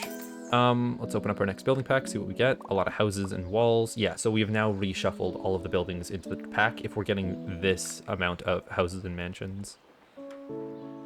Which is good for us. Those are the buildings that are going to be, like, consistently high scoring. Lumberjacks elsewhere, what do they look like? We're getting 31 down here. Wouldn't want to delete the tree, though, so it's 28, which is, like... It's not the same as being up here, actually. What about playing them up here? Because, like, I know a monument's going in this corner. What else is going up here? I mean, these are just so far out of the range of sawmills, they're never going to be hit. They're also going to be out of range of where the saunas go. Hold on. The saunas were going to be placed like this, and they do still hit all of the lumberjacks like this. I'm probably placing 2 saunas here, and maybe one that could flank it on this side. Ooh, actually, 1, maybe 2. Maybe this gets high enough. 2, and then 3. That could work. This guy would have to be placed last. He actually might not have the space to be placed. Okay, so 167 on this side. 150 on this side, roughly. 160 on this side. Nice. Okay, so I think it is likely that I just play a wall platform here, a few lumberjacks, and then sawmills. It is going to negatively scale this hermitage. Is the hermitage ever getting any better? It would need parks, or hop fields, or shamans to be around them. I don't think so. Not by much, anyways. So I'm comfortable playing this. It is going to delete a few trees, but those trees aren't going to be detected by any mountain shrines, or I don't even know if there's going to be any parks that are played down here in this area in the future. So I could leave a bit of space for some skinny parks, or I can walk it up for the extra, like, 7 points? The extra 7 points. I'm going to walk it up for the extra 7 points. Next on the list. Another hermitage, maybe? Hold on, this deletes trees, and that could be points taken away from these lumberjacks. How many points off a hermitage is a lumberjack? 5, yeah. I'd want to place the lumberjacks after the hermitage, then. Do I play my next hermitage? Where is it? Here. Hold on, how much is it scoring by these wheat fields? Without the warehouses, yeah, still not enough. I think it's still the play to play it beside all of the bloomed trees. I can get this one to get as many trees as possible. It does delete quite a number of them. I think that's still worth it for the 200 points. Now, I'm going to be getting more of these guys in the future. How would I fit in an extra hermitage? One could maybe fit down here. Let's see how high I can get this guy up. I would like to know if I need to play one like this, if I even can in the first place, and which would give me enough space for one down here to make it more worth it, or if it's just worth it to say my future hermitages are not going to be worth many points. I might have to play it down here for like 21 or something, or 15.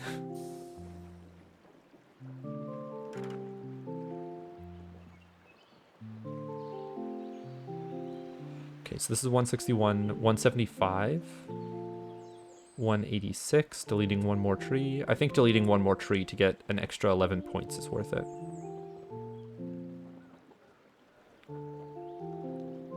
Not the 187 for deleting one extra tree, though. So right here, and then I don't have a Hermitage to see how much space is left behind. I should have undone this one so that I could have mapped that out in the future, or for future. Worst comes to worst, I could play parks back here that are worth 20 points, all thick ones.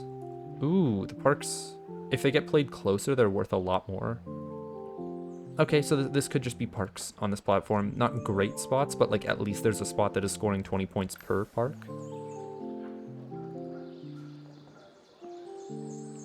I'm good with this. And then the park in future, there is one that can fit in here. Very nice, very nice. And they can still fit down here for a moderate amount of points. Not too many, not too few. What is another building that I could play? I think I wait on my huts, since my city centers are probably going to be played out in the middle of the water now. And then my huts might be able to hit those for an extra 6 points. Or my huts could also help scale my saunas if they're in this location. But I don't think... Yeah, I'm not going to be playing many back here or like... They're worth 24 points. It's 3 saunas. That's only an extra 12 point per hut. It's worth a lot more points down here if I can get them in more precarious positions. Do I just play these huts? What's helping scale them? Saunas, shamans. Saunas are not going here. Lighthouses, no. Fishers, maybe. Another city center, perhaps.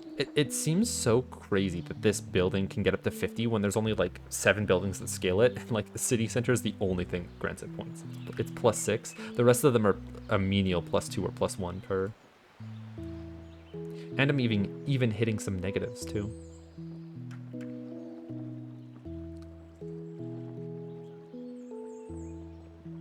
I think... Okay, there's not going to be any more city centers that I play in range of this hut anymore. And there was no cliff houses that I could play back here nicely, so I'm going to play huts up top. They'll be in range of the guild hall, help score it more negatively. Let's see what our next building pack is. Just a lot of houses and a hermitage, which cannot fit back here by a long shot. So I was never getting this guy in, so I don't have to worry about it.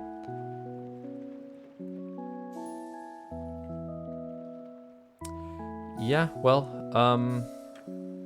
I don't know where this guy's going to go in the future. I don't know if it's going to have a spot to go. I don't think I should play around it either.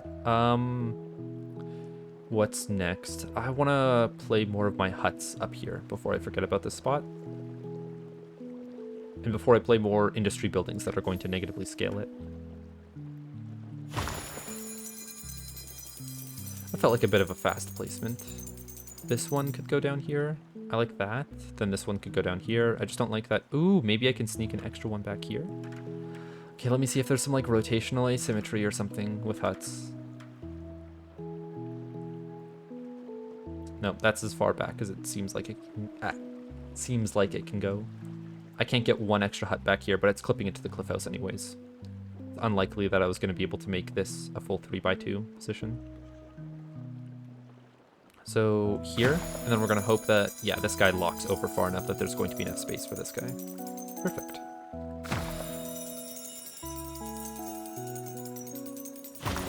Now, just to make sure that this is in range of the guild hall, let me double check that. Where are you? Guild hall. Yeah, it's hitting all of those huts. 1238. I could play a few more huts here if I wanted to really eke out more space. Hold on. Let me see what is like the most negative points that I can get here. 1268. And there's definitely not more buildings out in this direction, right? There might be.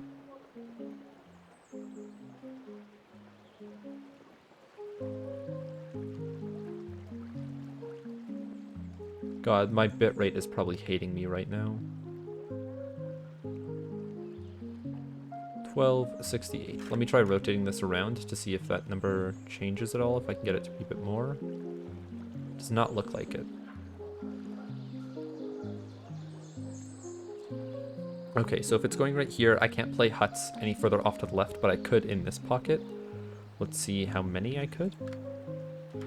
or for how many points I'm getting. 51. This is looking like a pretty good spot for huts. I do want to finish filling out these spaces down below, which now that I no longer have like a lot of buildings to wisp bounce it off of or easy spots to, I'm not going to worry about the extra 5 points there. Let's play the inner one first. Hold on, is this in range of the guild hall? That's not something I checked out. Guild hall 1278. Yeah, they definitely are.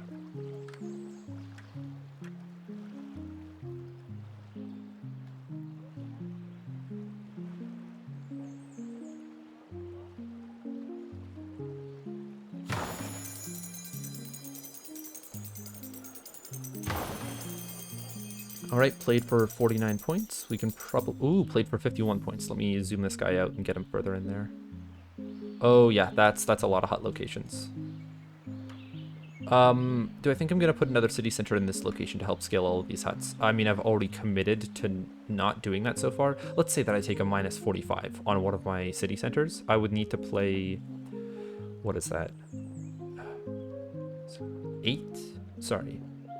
Give me a second. I need to see the number that the huts scale off of a city center. It's minus 45 on a city center. I would need to play 8 huts in range of a city center that is beside another one to make it like recover those points. So I think I should wait on huts until I have a few more city centers because I might place one. They'd be in range of both of these guys, and I don't like that. I should stop playing the huts willy-nilly. I should be looking for other buildings. What about fountains? Don't want to play these too close because they'll be in range of the temple, and that's not going to get me a lot of points back. This 48, or this 47 actually feels pretty good.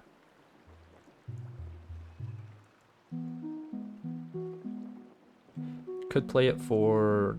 52 actually feels better, and it can actually sneak under the, what is it?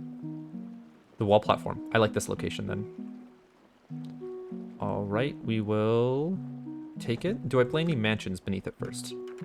I kind of wanted to bounce my wisp off of more of my mansion.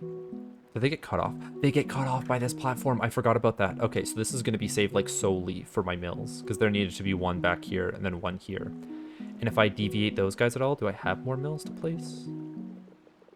Yes, I do. If these guys deviate much, then they're worth a full 20 less points. So I don't want to change up how these guys are going to get placed.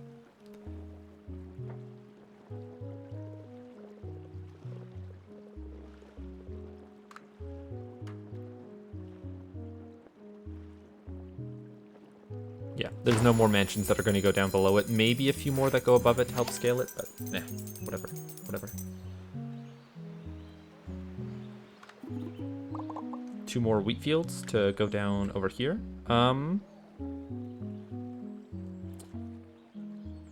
Options. Do I wait to continue to bounce this wisp off of more wheat fields? I feel like it's going to be very hard because we've seen that it isn't get the wisp on any wheat field and you can pass it to any other wheat field. I would need to play a mill or something that this wheat field scales off of, and I'm not playing another mill in this area. So this guy's no longer getting the wisp back onto him, so I can play him here. Oh, and okay, this guy can't be played. That's good. I would like to start playing from down here first, but that doesn't get me all of the adjacency bonuses, so we'll play one here, which should allow me to play one onto this side, and then one down here as well.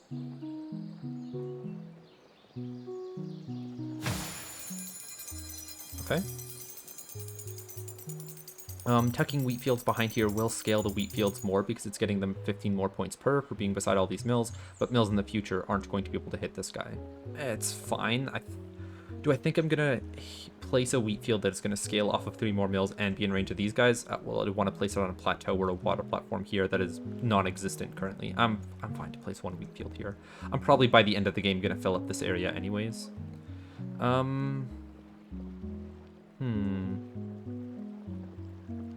I said that huts here could be a good idea to help negatively scale my guild halls more than they would normally.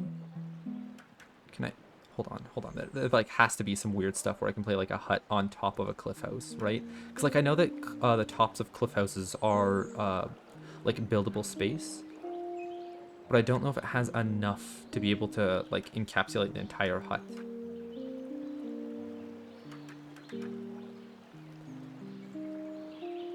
Because the dev said there's an interaction out there where, what is it, small, like, cliff houses are buildable space. So if you either play it up next to a, like,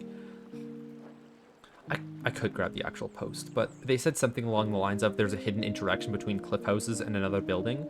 I'm thinking that it might be the tower, because that feels like one of the smallest buildings that you can play, and that it can like fit on top of just a cliff house itself, or that like maybe you can play pyres on top of them, somewhat. Oh, okay, so you need some actual ground near the cliff houses, but you can. Oh, pyres can... Okay, so this is the interaction that I think they're talking about, because all the other buildings don't look like they can as readily do that. Where is it? And like a lighthouse is going to be too big to be played on top of one of these guys. Yeah. Okay, so that means that the like placement type of pyres varies from other buildings, because it doesn't need ground underneath it to be played. Like this hut that I try playing here, even though it has the space to be fully encapsulated by this cliff house, it just isn't going to let me. Okay, I guess I could also fill up this space here, but if I do these spots, then I might be playing a city center. Right, that's why I'm not playing huts. I'm waiting for city centers. I could maybe look for some wall spots, start snaking them through my residential areas. God, if only there was ways to play walls like this.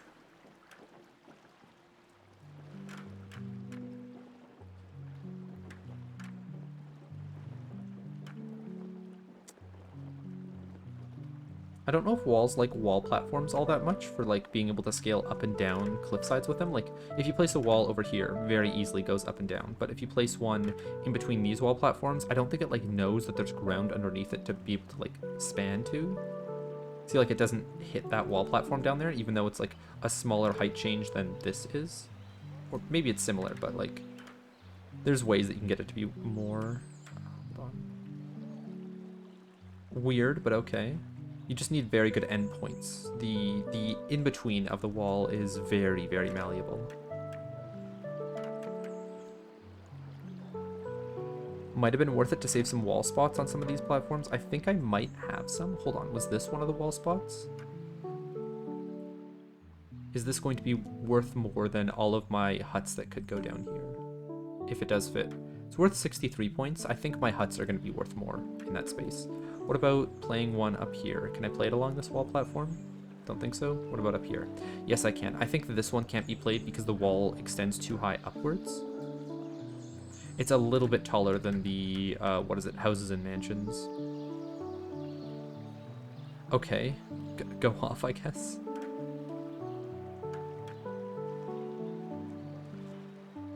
Same with you. Walls are such an interesting building, but they feel so buggy, and that's part of what makes them interesting, is that like they'll be played in spots that you never thought possible.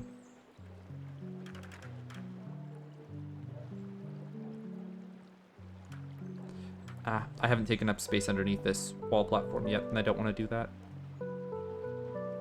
This is a surprisingly good wall. Interesting. And I could play it around, what is it, a market up here?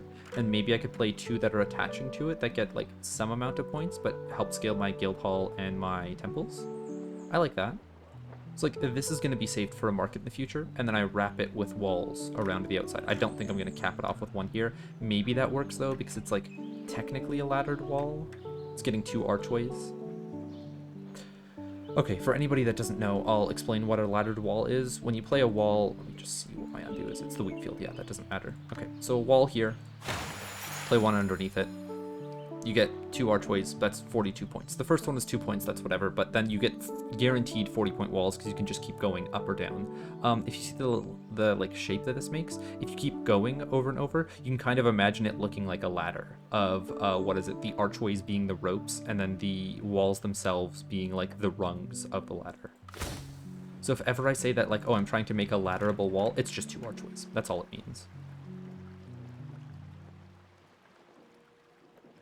So let me try placing a wall up here to see if I can place one in this direction in the future. No. So then I would have to back these guys up more to allow, what is it?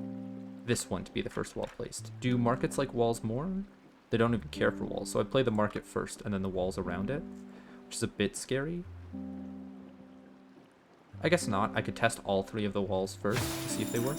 So this one would go down, yeah, and then this one is worth 47, so already worth more than a laddered wall, and it's going to be worth more with the market on the inside, and it's going to be worth more when a guild hall detects all of these, and a temple too.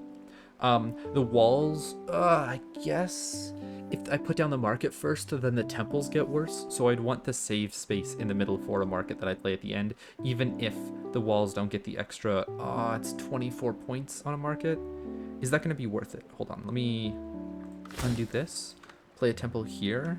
I don't think the short range ones do, but the long range ones would detect that temple, like the one long range temple that I have. So a temple takes minus 20 points from a market. The market is gaining an extra 24 points on the walls, so that's an increase of 4 points. So I can put the market up there and be fine with it. It's not going to negatively impact my long range temple, which, let's see how big of a number that is, actually. 1,000? I could definitely do better, but like I'm not building specifically for a temple pit. I'm building for a lot of different things at the same time. 969 is the max from what I could see. If I push it further into that corner, maybe I get more. Try rotating it some to see if that changes. And just went in easy. 973. Okay. So the further I push into this corner, I think the more cliff houses it picks up, so then the more buildings we get. Let's see what a score multiplied temple is looking like. This is going to be pretty close. Usually it isn't, but that's because I've got 3 statues in range. Not common for a temple pit. 868. Oh, yeah, the increase area boon was not worth it. I should have just taken something else instead, because I think, let me see, it went from 500 points here to 969. I guess there's going to be more buildings that I place on these fringes. It might be worth like 500 or 600 by the end of the game, and that's good enough. Do I consider placing any of my pyres?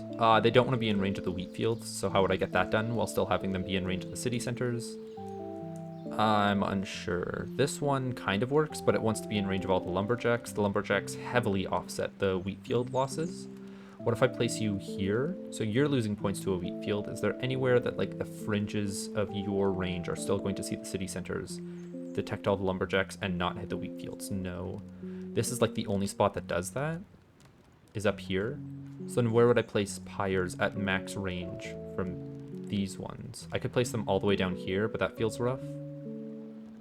I could place... They don't have to be at max range, but let me show you what a pyre looks like compared to another one, because the scaling on it doesn't work linearly. Let me place one down here. It'll be... Ooh, down here actually makes a lot of sense because it'll hit both of those city centers. I can't place it here, though, because that's where the market's going to go. It would have to go somewhere along here. This is where some of the warehouses are going to go, so...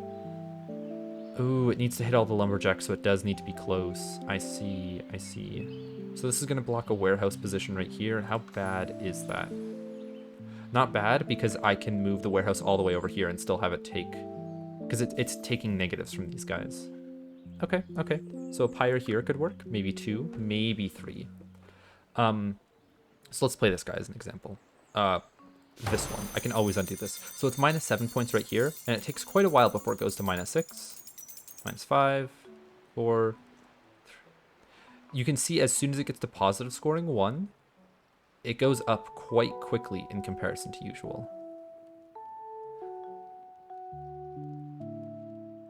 Like going, let's say, from this distance here in the water into there, that's a 5-point difference. If I go here and I move that distance, it's like a 2-point difference, you know? So the further you get to the fringes, the better. You don't need to get to the exact. Getting 14 or 15 points right here is fine, but like as close as you can is better.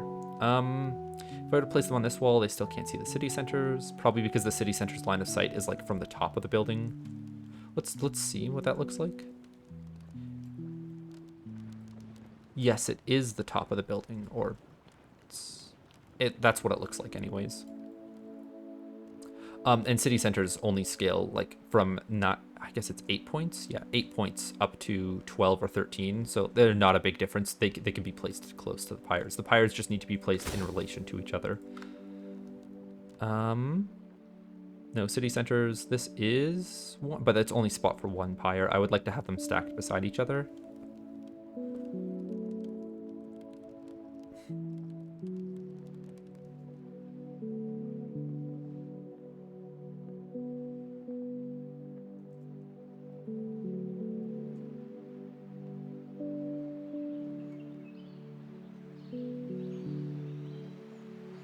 Can this pyre at max range detect the other one? Because 41 points compared to... Yeah, it does. Okay, I think I like that. I like that.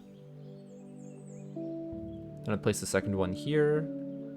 And this one used to be 21 points. Oh, it's blocking this guy's line of sight. Hold on. I would have to undo this pyre. Place this one starting first, and then this one second.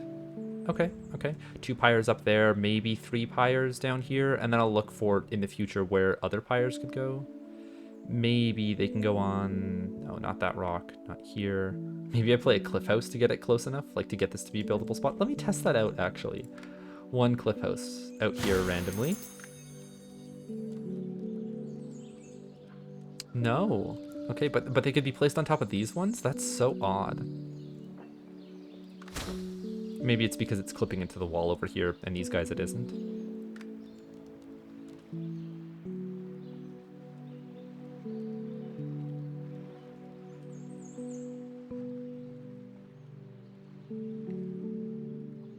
This is 65 points. Where would I play a second one in range of this guy to be able to get all of the lumberjack points?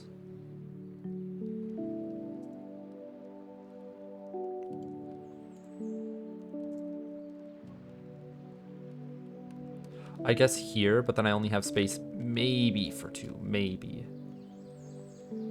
Yeah, I think I probably have space for 2. Okay, if I have space for 2 up here, they could also be played in these guys' range. They're not at the exact edge, but pretty close. Then maybe they're pretty close to the edge of the sky. Okay, so it's going to be 1, 2, 3, 4, 5, 6, 7, and then if I have extra, 8 and 9. Got it. That's pyre positions. We'd wait to play the pyres before getting all of our lumberjacks down, so we continue waiting on that front. I think it is time for a green platform up here. Where would lumberjacks be better? Off to the right? Yeah, so that they're out of range of these lumberjacks, or off to the left to get more trees. It's over here. That's better. So we just try shoehorning a wall platform in as far off to the right as we can, and for some reason it doesn't delete these trees. Don't know why. If I play one over here, it's worth... Hold on, I thought I saw 33. No, it has to get too low for that to be worth it. I could maybe place some houses on this guy, this wall platform here. It might be worth it because it's like in range of... This will be if I play wall houses that aren't going to be in range of the guild hall or things like that. That's a wall platform for future. I'll try to remember that position. You.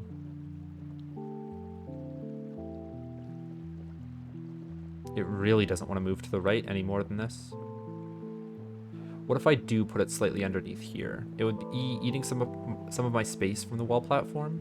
This doesn't seem to be eating any space. Then I can get more parks close to the hermitages. I think I like this one better. Let's test out some parks up here, see what they look like. 14, right, and I don't want to play any parks over here anyways, because after I play all of my lumberjacks, they're not going to be worth anything. Yeah, and these guys are only worth 12. I don't know about this wall platform. I'll try playing it higher to see if that makes any difference, but I'm not thinking that it will. 12, 13, yeah, no, it's not a sizable difference for points. I think pyres might have to go up here, or lumberjacks might have to go up here, which is fine. The pyres are going to be right beside them over here. Saunas are not going to score off of this, and that's minus 24 points currently. I'm going to get some more saunas. So, like, even if these lumberjacks down here are bad, they're going to help scale sawmills and things nearby, I guess. I don't like it, but it is still optimal. Let me remove that wall platform since I don't need it currently. I could play a lumberjack here for 14 points. I think, hold on, how did I sneak you in? Facing this direction. There we go. Okay, that works. And maybe I get one more in here. I do, but it's only worth 5. That might be worth the space cost. We'll see. And if I keep my lumberjacks concentrated to one spot, then my parks can still be fine, which 25 of them. I'm not going to have space for these guys by the end of the game. Let me look for monument spots, because I'll be getting 3 of those. We get 1 up here. We can get 1 down below, but that's not as good. 120. Yeah, it was these 2 spots, right. Where would be a 3rd spot for one of them? Maybe down under? No. And they take a minus 100 point amount to each other. If these guys are played in the lumberjack spots instead, then maybe that opens up an option. I don't think so. I think I might not play for the 3rd monument, or the 3rd monument might be somewhere in here for like 50 points. Yeah, like it might just be played. Oh, it could be played out here, actually, beside the mountain shrine. Maybe it has enough space beside it. I'm gonna test that, because this wouldn't be in range of anything. It hits a few city centers, so that's a good thing. I can undo this building if I need to. Mountain shrine, where are you? Here? No, it's just barely too big. Okay, I'll try doing it the other way around then. Mountain shrine goes down first. Which side do I think is giving more space? Maybe if I rotate it, that's going to allow... Oh, if I rotate it, that would allow enough space down here. But I can't do any rotation tricks on this side. And I think it even gains this mountain shrine more points. Okay, so this is where the mountain shrine would go. We're still waiting on placing more residential buildings before we pop this. Hold on, but I could to see how it stacks up to the monument position. Let's get it in here first.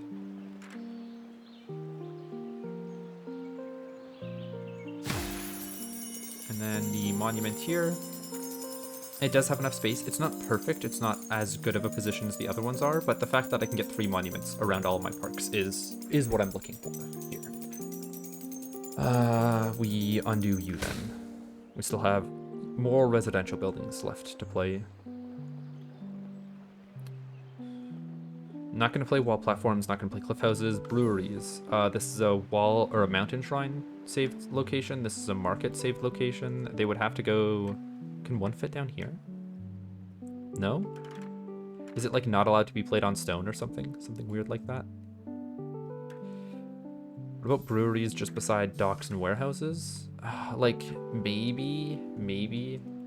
That's as a last-ditch effort. I would love them to be beside my hop fields. I might be willing to spend a wall platform on it. Actually, let me see how many breweries can fit on one. That looks like 2. I want to say that it's 2. It might actually be slightly over 2. How would I get more breweries to fit on this space? If I do something tricky like putting them sideways from each other, no, that just takes up more space. There's no way that I could angle it to get a second brewery in there. Maybe, because like this looks like it's playing it a bit more over the corner, but then I have to deal with the wall on this side. If I get it lined up to one of these ridges, actually, just let me undo this. Play you like here. And then we look to play a brewery number 1 on the actual mountainside itself. But it won't go. Right, because I feel like breweries have to be allowed to be played on stone. And this is just me not lining up the wall correctly. Something I should still deal with in the future, because more hop fields are going to go down here. Nothing's going to change about lumberjacks, though. Do I take a 5-point lumberjack? It feels like such a large departure from like my regular 40-point lumberjacks. I just have to remember all the buildings that it's scaling off of, and that's a good thing. Good enough to warrant this 5-point position. And that it's out of range of a lot of parks. I mean, not this one, but... Okay, mountain shrines. I said that like I want to play more residential buildings, and they'll be worth like 25 or 30 more points if I play all of them. But if I play them now, then I can play all of my parks, get more of these buildings, and have more wisp bounces between these guys.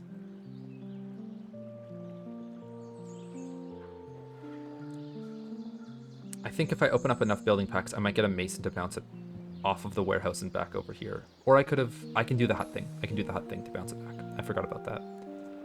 I don't want to play more huts currently, though, because I'm waiting on city centers. I could play my first seaweed farm for 10 points. Not like it feels like it's worth it, but I think I wait until I get more seaweed farms to figure out where those go. The fountain is good to bounce wisps around in, so I don't want to play that yet. The taverns are waiting on more houses. I think, even though the mountain shrine will scale off of more residential buildings, I think I play it. Get it out of my inventory, so that I can start deleting all of these trees up here, away from the lumberjacks, and... Well, okay. Lumberjacks are no longer going to score points in here. They're worth like 5. Sure, they'll score a bunch of saunas and things like that. Maybe I can play them down beside like warehouses, or maybe a place of verdure on this green area, and they're worth more down here. I don't think so, but I'm like ready to delete all of the trees up here. by placing all of my parks and then my monuments afterwards. Actually, I did have 2 more spots for lumberjacks up here.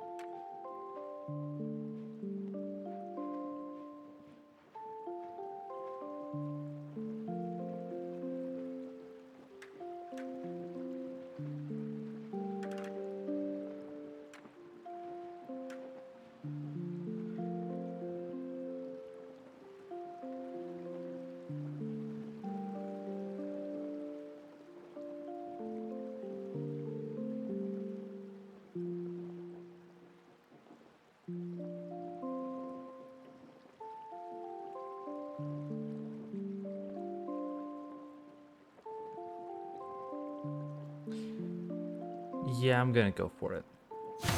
The mountain shrine could be worth more in the future. I think I'm fine to play it without having it scale. Let me just double check. Huts are scoring an extra 2. Oh, I want to play all of my huts. No, I should wait on the mountain shrine. It's just hard that, like, I don't want to delete any of these trees, but, like, that's the next buildings that will be played. Actually, I was looking for spots for my walls. I couldn't find any, and then I just stopped looking for them for a while. I can go back to walls for a bit. 37 is all right, but I could play a house back here instead. This is actually blocking 2 house spots if I play it, so don't want to do that. I'd rather wait for the houses to fill up that space. This is blocking a bunch of tower locations, so I don't want to do that. There are hut locations here that are probably not going to hit any new city centers. Might hit a new shaman or 2, but I'll play them now. Get them out of my head.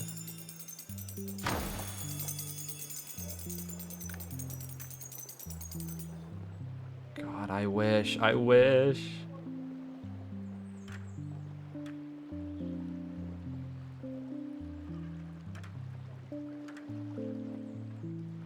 Is there any way I can get a wall back in here? There's this one, but I don't like it that much. I need to see what that looks like from the other side. That's blocking off one of my corner house pieces, which I think is worth like 50 points. I would want to play that house first.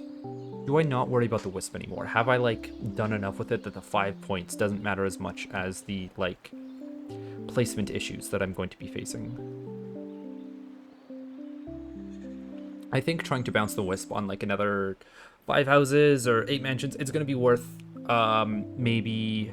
Let's say I get an extra 20 bounces off of it, that's an extra 100 points, but then I have to constantly be thinking about it and maybe ruin a spot that's worth like 50. Maybe I do that twice, and then that's the like cost of the wisp already paid back. I think I'm gonna play without the wisp at this point. I think I've done it long enough.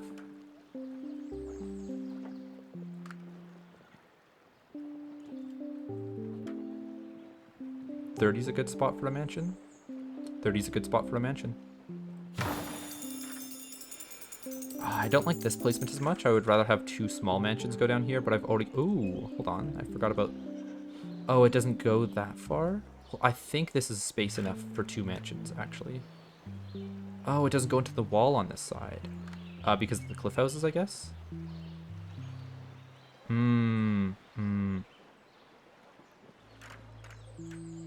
So I could play a small corner up ahead and then a 2x2, it looks like. Yeah, okay, so I need a different mansion piece.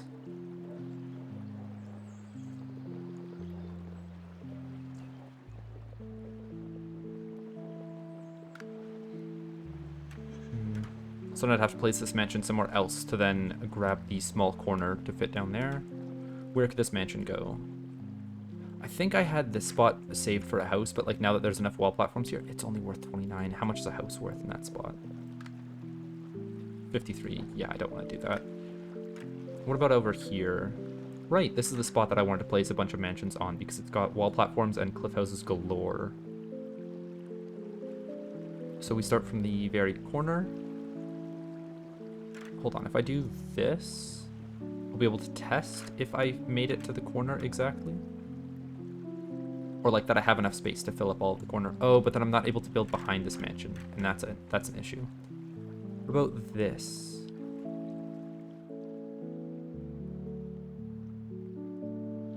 I can always undo this building if I need to. Let's see if I can fit something behind it. I cannot. I think that's just a mistake on the S-shaped blocks part. Or it might be a mistake on like the walls. I have no idea. Why is it like only half a block that I'm not getting back? I think, yeah, it is that I was placing it too far against the wall. Let me try here. Does that lock in at all? That does not, but it does save enough space to build down here. I would like it to be pulled more to the right before I do that though.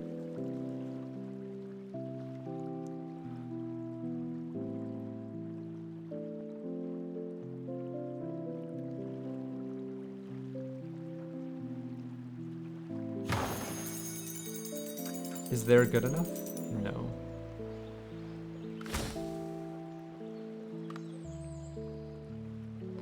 Can I eat some amount of this space by like not playing a building there to be able to get it right to the corner? Yes, kind of. Again, that stops me from being able to play flush up against the S-shaped blocks before. This? Okay, so this tucks into the S-shaped blocks, I think.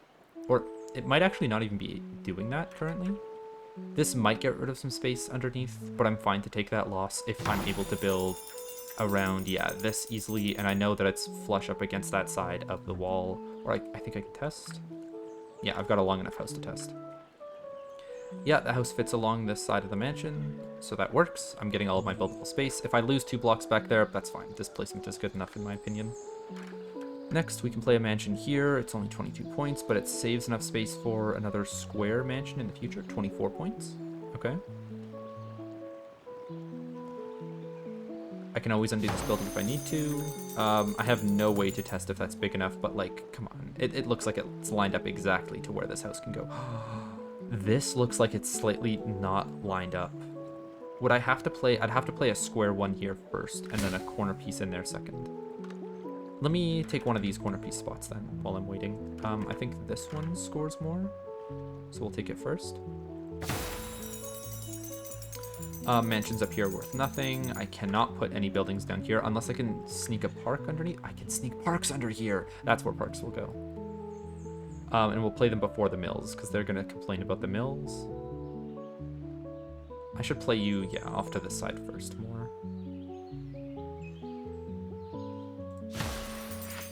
We've got a skinny park. I could maybe fit 2 skinny parks in here. I would like to try fitting a 2x2 first. And this maybe leaves enough space for a mill. But I've got a new building pack, so I'll lock in the buildings that I've played so far. Add it, see what happens. There's a mason. Can we use that mason? We can use it to bounce the wisp. Can I use it to bounce the wisp on this side?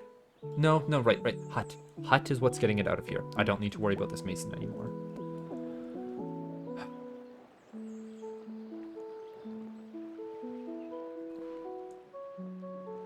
Let me keep building parks under here while I have that in my head. I've got a skinny park. I should look up here for... Ooh, that's a pretty good skinny park location. Let me see if a thick park would do it as well. Nope. Okay, so that's a skinny park only. Maybe I can get in 2 skinny parks? It's a long shot. It's a long shot. I should just take the one that I'm given.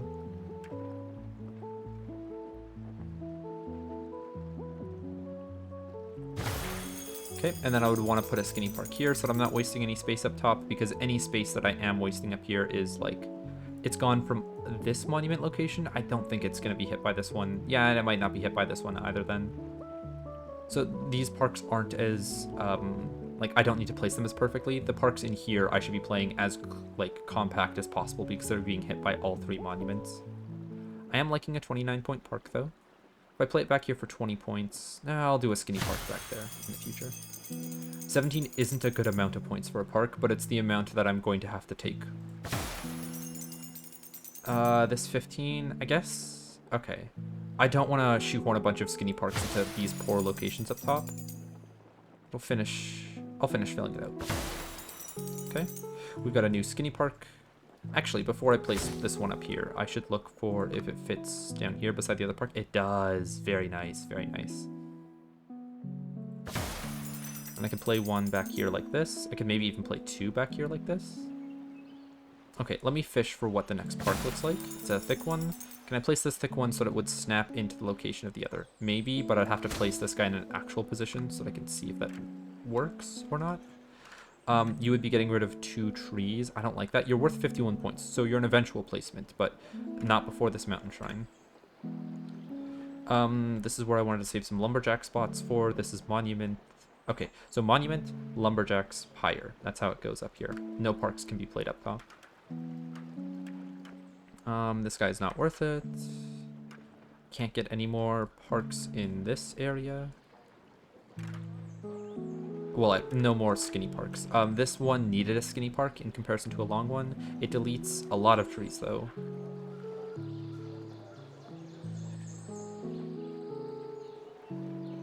But this one, that deletes a tree and a flower. I might be fine with taking that. For now.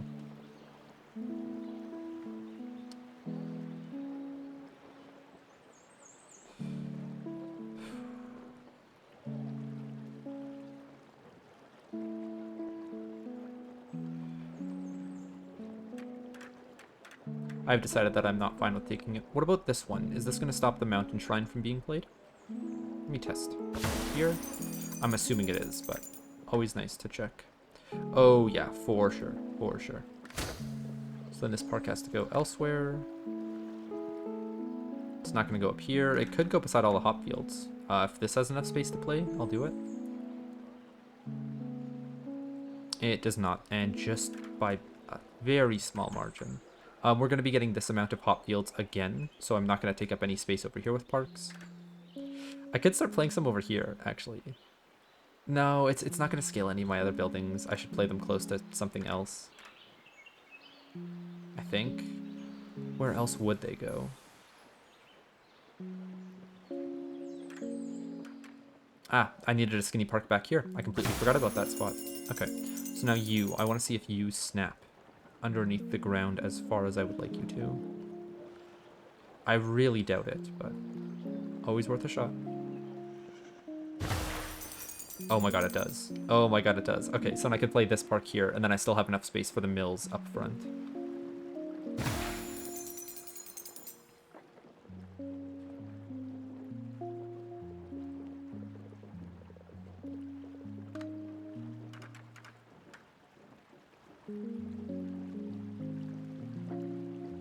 Okay. If I had to guess, I need to score roughly 5,000 with my non-temple guild hall buildings to hit the world record.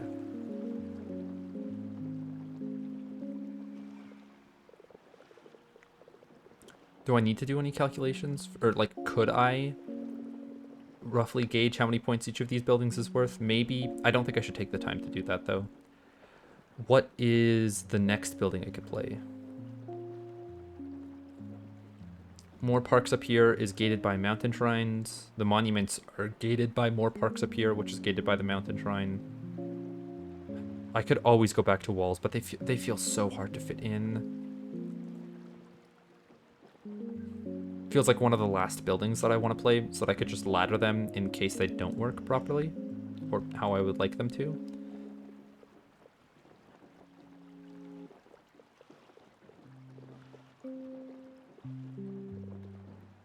I guess I could keep going on mansions. I'm looking for another small corner piece over here. I just need to play this somewhere. Ah, I can start playing down here. I've forgotten completely about this area.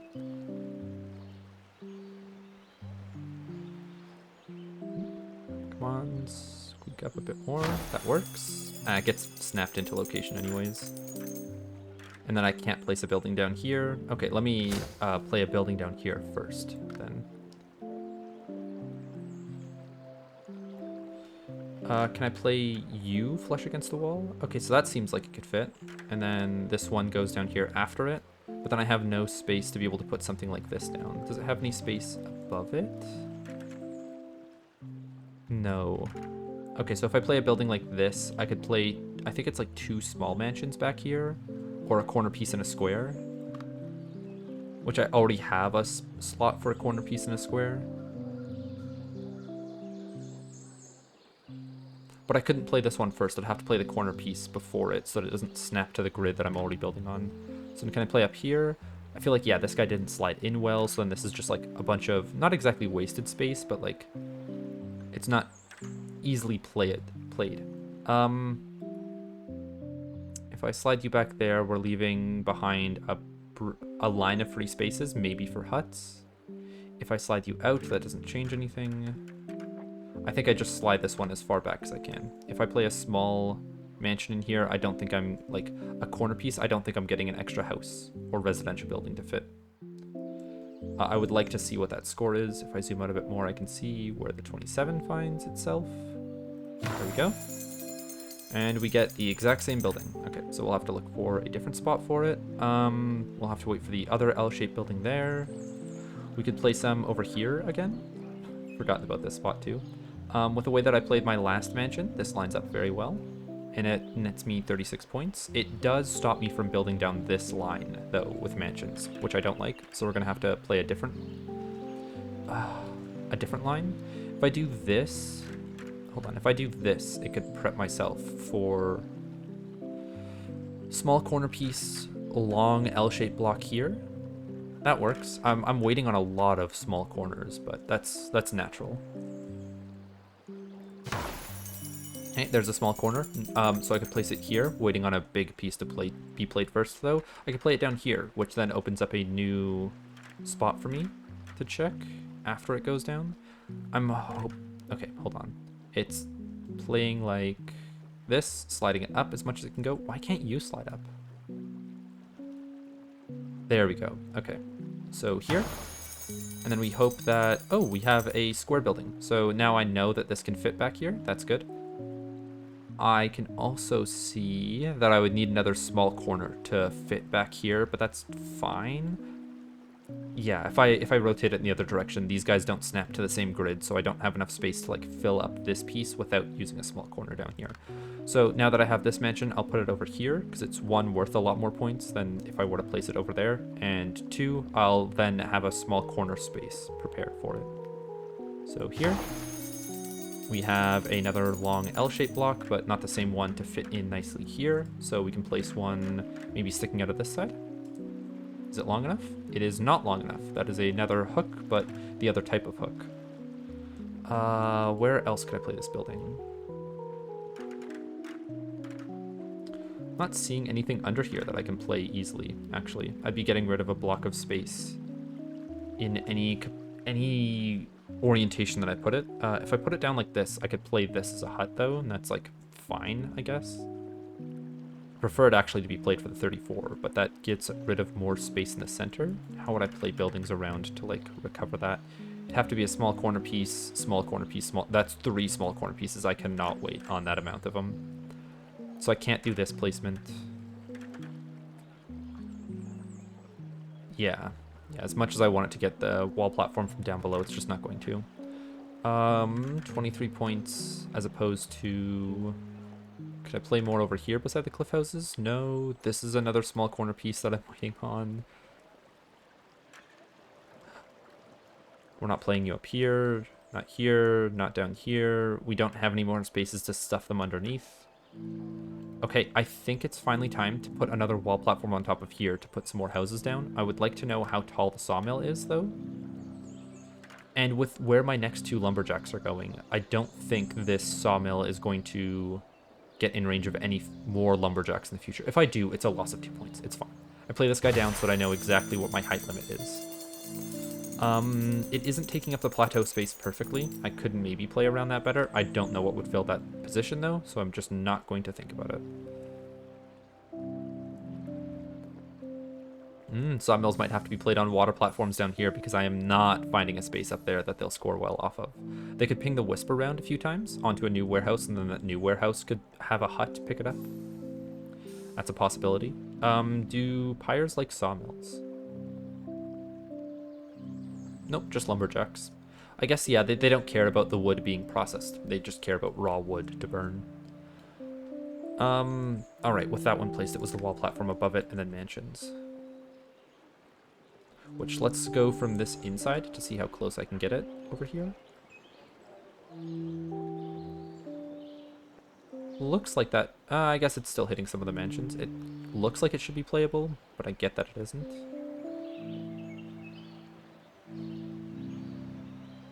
I might undo this wall platform. Might. We'll see how many points houses or mansions get off of the nearby cliff houses and wall platforms. Like this mansion right here, 16 points. It's not scaling off the plateau below, which does kind of suck, but it is scaling off of 2 wall platforms at least. 3 if I move it over far enough, but that's not going to happen very often.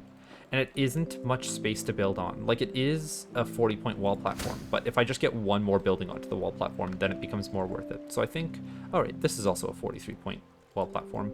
I'm waiting on putting a hook down here. Hold on, is this mansion that hook? This mansion is that hook. Come on, right? Okay, good, good. And I think a house in this location is worth, it's not worth very much more. Okay, yeah, mansion goes down. Oh, it's freeing to not have to worry about the wisp.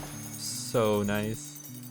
Alright, then I can cap this guy off with a wall platform. Actually, before I place this guy, I can probably play him after the wall platform goes down, which is an extra 6 points.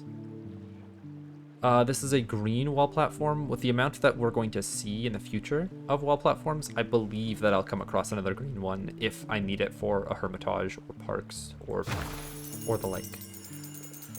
What about park in this location, just compared to like a mansion or a house? It's 27 up front, but that's probably much better served by a house. Yes, and better served by a mansion. Not really, actually. Okay, let's double check that this guy can go down before we open that building pack. Yes, it can. Okay. There we go. Next building pack, we get a new city center. So we need to find a spot that's going to be in range of the huts, and that doesn't take too large of a negative. This, only minus 20. Interesting. How is this only minus 20? I guess it's beside so many fissures that it's fine. You are beside way too many hermitages. This is just out in the open. It's not going to work. It's in range of like all of the city centers over here. It is looking like I'm going to have to play it somewhere near the water, but I'm unsure as to exactly where. Can't go here. Could go up here for minus 33, but I really don't want to take that big of a negative. I'd rather play it all the way out here on a water platform that could also house a warehouse. I delete a fish for it, but I think I'd be fine with it. 73 points on a warehouse that is also going to hit the market that goes down here. Let me just grab that market again. Yeah, it's not going to reach these ones up here, actually, which does kind of suck. Oh, and this market right here. This market right here stops this place from being a market. But this could be warehouses, and then the market could go down here. All right. I don't have a water platform to play, so I can't play the city center yet. So that's, like, as soon as I see a water platform, that is going to be my next set of plays. Water platform, city center, and warehouse down here. We've got a new mansion, though, to see where it can fit in down here. Ooh, you do still fit in. That's great. Lovely. 32 points. We'll take it. Houses, I think, are the next obvious option to take, or to, like, try to play. We can look for placements in the corner or up here. I think the mansions were worth roughly the same in this corner, but if I walk the houses out a bit more, then they're worth more. They hit more wall platforms and city centers. And do I save enough space for walls this time around? Like, build those into my design? Oh, yeah. Oh, yeah, I should. I could do one here, and then maybe, like, ladder one more out here. And then a final one here. Place some houses in between them.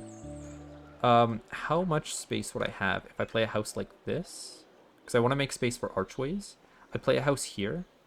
And then I would play another house above it. If I got another S-shaped block that was, like, the same, I could do it. Like, show you what I mean to do. Let me just see how much space extra this leaves for the wall. Quite a lot of wiggle room. I think I'm going to push it further towards this. Want to make sure that I save enough space for other walls later. Let's go here. See if walls can still wrap around it. That is, okay, well, that's what I want. Not this. This. Okay, it still works. That's great. Alright, but yeah, okay, good. Then next I would be playing a house somewhere else so I can try to cap this guy off with I don't know if I'm going to have the corner pieces for it. We'll see. We'll see what it looks like in the future. I don't know if I want to play this one yet. I would rather play 2 walls around it to know what it looks like. Or, hold on. Say if I get it really close right here. Is it going to snap together?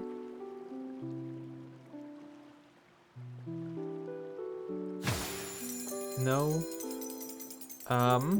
Then I grab this wall and I see if it can fit in between here, and that's going to have enough space to arch between them so then I can ladder, and then I can put one more here. Then maybe this, no, this isn't worth it anymore. Oh, what I might want to do is in the middle, you see how it's worth 52 points right here? I could have 2 walls be right beside each other to like be really condensed on space, and sure, they take 1 minus 35 from each other, but like this wall getting placed here doesn't take any minus. No, it has to be played a bit further back. Actually, I forgot to make sure that it's like ladderable. So this one would go down here, and then this one would go down roughly here. So I need this wall to move over some more. Does that mean, hold on, if I'm playing this wall right here, then I'm playing one wall that's going to be out of reach of it. I could play it in a little bit. It'll wrap around some of the houses. There's space for me to play houses here. So I can play an L-shaped block like this, which this is a non-existent L-shaped block in houses. Or I could play the L-shaped block around this top side here, which is one of the L-shaped blocks that exists. So in that case, I would want more space, like a full extra block of it. So I would just do the exact same thing where it's like really close to the white on this side here.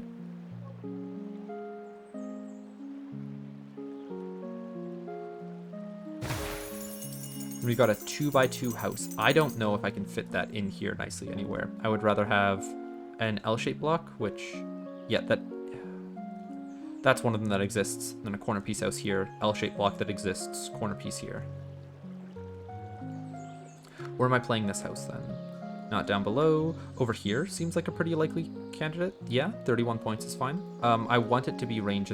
I'm gonna have enough houses that I'm gonna fill up this entire wall platform. It's fine if I just start playing them. Now, they're worth 31 points. This is worth like 10. What if I were to play a circus here? How does that look? What if I were to play a market up here? Ooh, that might be better actually. And then I can play walls all around it. Oh, I think I found this. Does it not fit? Does this one fit? This one fits. But not this one? Why not this one? Why not this one? I guess maybe the cliff house is blocking the wall at the very end. Maybe I can find a way to like stretch it around the market. Okay, so I'm fine with locking in those 2 house positions. I want to see how these walls stretch around the market. Because I would like to play 3 around this thing, but I don't know if that's possible. We can undo this building if we need to. So if I try to stretch you like this, that doesn't work. If I try to stretch you here, that does work. Okay, it looks like I'm only going to be able to get 2 at this rate. The arches are going to provide too much space. Yeah, okay. And then I would be able to get, yeah, 50 points on one, 50 points on one of them, and then 50 points on the other one. Or, wait, does it not stretch in this? I need to move this market a little bit further back. But I'm not playing that market yet. I should still see if this works. Market goes like this instead. 221 is where I'd want to place it. And then this can still stretch. Gets up to 51 points right in the middle. And then I could play a second one. It's such a long wall. I still can't play one on this side. Right, because like at the beginning, I just couldn't play any wall over here. Can I like angle one? Is it just that it like hates the cliff houses underneath this? Or some of the buildings? Guys, why? What if I rotate it around? No? What if I pull it down slightly? What if I pull it up slightly? What if I connect you from this side to this side? You work? You do not? What if I angle you so that you are playable? You don't get playable either.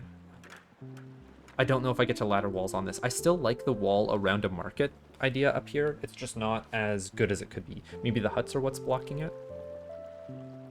A great number of things could be the case. But this should be saved for a market now that I know that houses are not worth as much, and this is like on the cusp of a guild hall. I guess it should be fully out of range of the guild hall so that it doesn't provide it points, but I'm not going to think about that. Just a temple worth over here. Yeah, definitely not the same. Definitely not the same.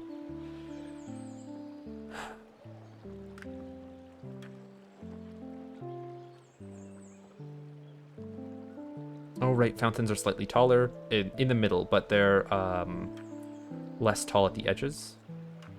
Man, fountain down here, not worth the points. I could have maybe put a fountain in here, but also doesn't feel like it's worth it because it's hitting 2 -15s. Maybe should have saved some space for more fountains. Maybe, was this this was a fountain spot as well. I should have placed a fountain here instead of a mansion. This is a tavern spot. This is not playable until I get a small corner piece. I'm not playing anything up here. Can't play anything up there. I could maybe start playing buildings up here. No, this was another market spot that I had prepped. Alright, if I send it on the saunas, I'm lowering my score by 8 per lumberjack, but I don't know how many more lumberjacks I'm going to get, like, in a reasonable amount of time. And I think there are other buildings that will scale more off of them than, like, if I get my plateaus before having to place my city center, or being able to place my city center before placing my huts. I think those are more worth it than the 3 saunas on the lumberjacks. So let's get these guys placed. Especially, yeah, my 2 lumberjack spots were up here next, so they're not even going to interact with the saunas. Got 176, it looks like. Got... I think that's the max that I'm going to get. And I could play one here that's, yeah, definitely not going to be in range of the other guy. And then this one might have to share its range with both of them.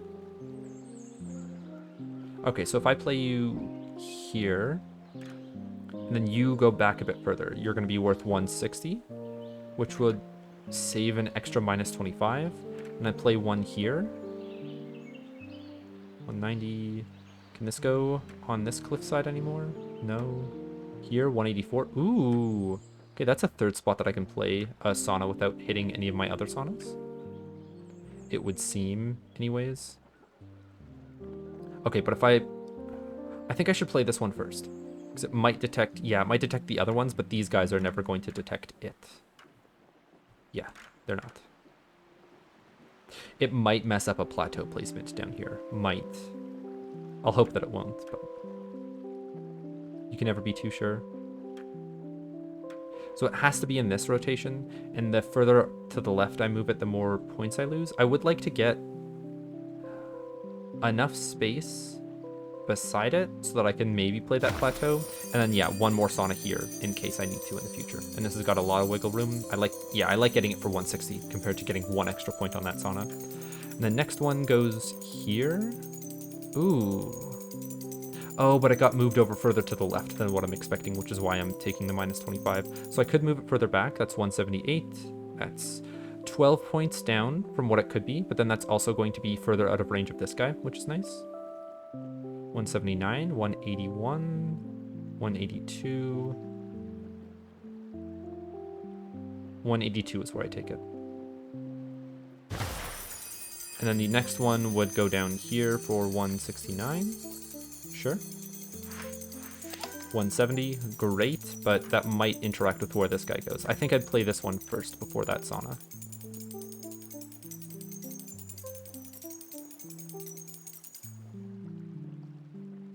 Yeah, I should play this one first for sure. So this is 175, but it might not be worth it to push this far up. I'd have to have a second sauna to test its, like, range, I guess. I don't want to add that building pack yet, actually. I'm going to undo this building and see... This guy over here is never going to be in range of this one. I'm going to play this guy first and then line it up against this guy second.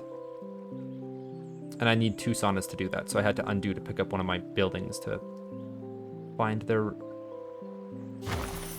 max ranges from each other. So yeah, that guy's way too close to this one, and if I start moving it off to the right, it's just going to completely cover this guy. So I think I don't have a way out of like the -25 score unless I move it further off to the side here. This is worth 170. If this is worth 155 or greater, it's worth it. So this is 160, so I can play it here. And then I should be able to get this as Is that going to be out of range of both of them? It's difficult. So you're 160. I don't think it is. This is 178, and it's at the edge of that tree. I don't think so. I think I'm going to have to eat the minus 25 with one of these buildings. So I'll just play this guy that's right on the edge of this one, because I know that's something I want to do. This one might actually pick up this sauna in the future, if I don't play it properly. Let me test that. I'll play you for the 182 that I saw. 183.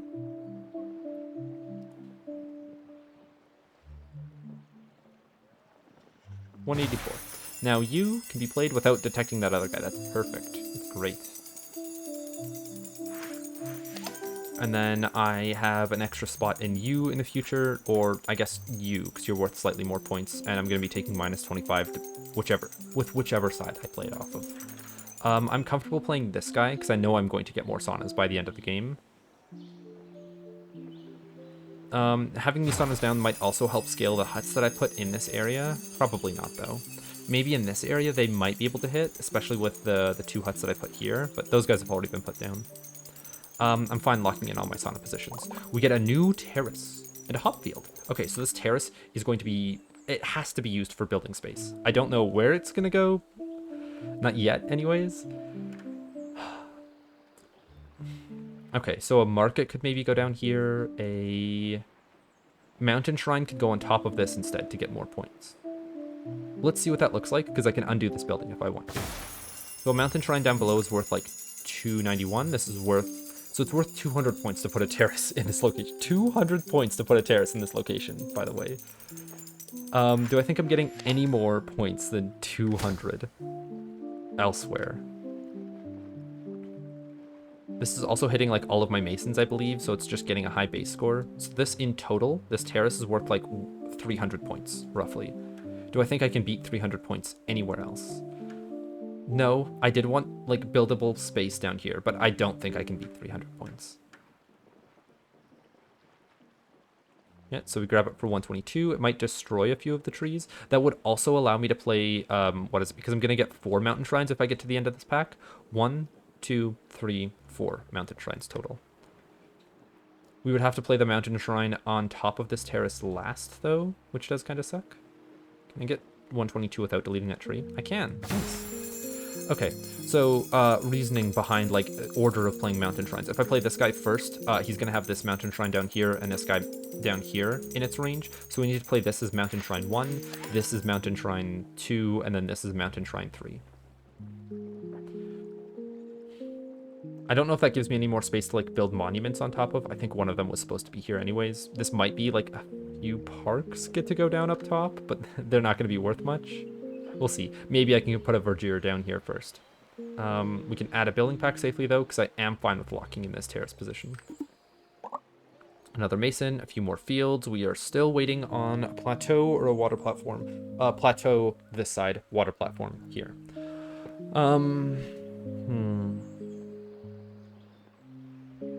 Next building, next building. I could play more of my houses. Nothing really stopping me there. It's a square house that I didn't know where to play right. So market platform. These guys are being taken up by huts in the future. This was space for a square house or a square mansion. I feel like a square house is going to be worth more elsewhere, but yeah, I should probably play it up here. Yeah. I do want to work walls into this area as well. I've got 13 of them. I should start using them. 22 is fine. It's going to conflict with the other walls if I push it right up to this edge, though. So if I play it here, which doesn't work because it goes slightly underneath and then it hits those mansions, which sucks. I can't play it back here because it doesn't like bridging from the regular ground to the wall platform, it looks like. Unless there's some instances where I get like the mouse a bit further down than usual. I thought I saw it flash white for a second. I'm probably just going crazy, though. Is there any way that it ever builds on top of a cliff house? I don't think so, right? There's no way that it would bridge this gap. It's not straight. What about you as a weird wall to place? You? Nope, again, the wall platform above it is too low At least that's what I'm thinking is stopping this wall from being played. And then there was like space for huts down here, but is it? Can I put a wall beside these huts actually? No, the wall platform is also probably too low to it again. There were a few wall platforms that were like a bit too tall to score buildings off of. I think it was like the ones down here and stuff, but I've already played too many mansions for this to be a viable spot to slot in a wall.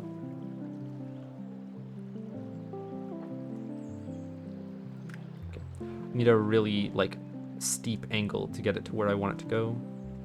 I don't know if I can fish for that steep of an angle or get it down there. I know that walls can be played on water, so like maybe I could find a spot in between all of my wall platforms that hits the water underneath all of them. Like here. This might be a spot that I can play something. Hold on, it's a spot for a cliff house if I can get one to shimmy in there. Yeah. I would like to check for walls first, but knowing that this exists for a few extra cliff houses is great, because it might be in range of my long range temple and my guild hall. Okay, so it can be played on the right side very easily. It cannot be played on the left. So we'll want to look at it from this kind of angle, maybe a bit more. Yes.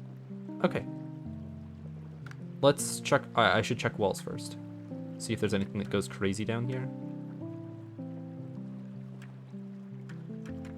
I'm really not expecting much. It might somehow like attach just to the wall. Yeah, no, there wasn't much space off to the left the cliff houses were showing me, so I shouldn't go for this. I should just go for cliff houses down there. Alright, do I play it in the bottom left as far as I can and then build off of that? I kind of like that idea. Compared to trying to play it to the top right first and fill in the space afterwards. No, that would show me my bounds better. Playing it off the top right first.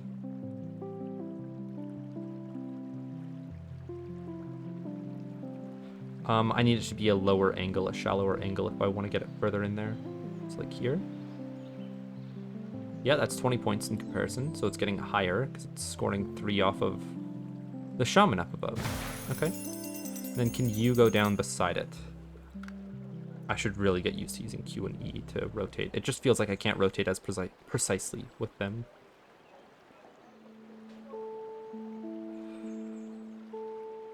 Doesn't feel like anything else can fit down there. If I get smaller pieces, I'll check. Because I think that's in range of the guild hall, right?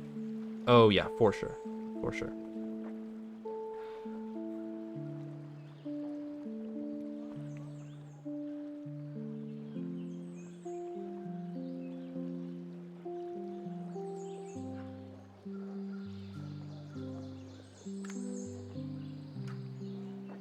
Alright, if I have a spot to play cliff houses, but I don't know exactly, or I don't have the correct shape, I could play cliff houses in other areas first, and then come back later.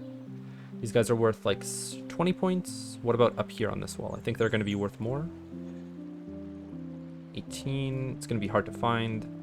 Yeah, and I didn't like the wall platform in this location also. So you guys are, ooh, 23. I'll try getting some really close underneath that wall platform there. 26.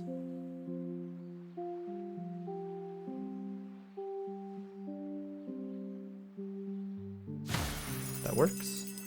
This definitely isn't going to fit down below. Did it have a spot to fit on this wall? I feel like it did at some point.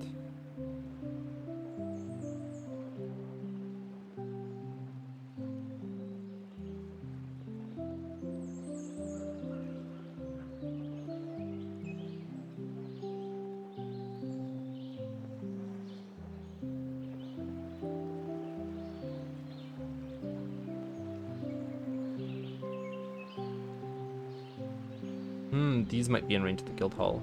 Big might, but they could also score other buildings better. 27 points is nothing to scoff at either. I think I might be able to get it from this side a bit easier, but we've got a singleton. So this singleton can either go here for 28 points. We've found cliff houses that can go down there that are big elsewhere.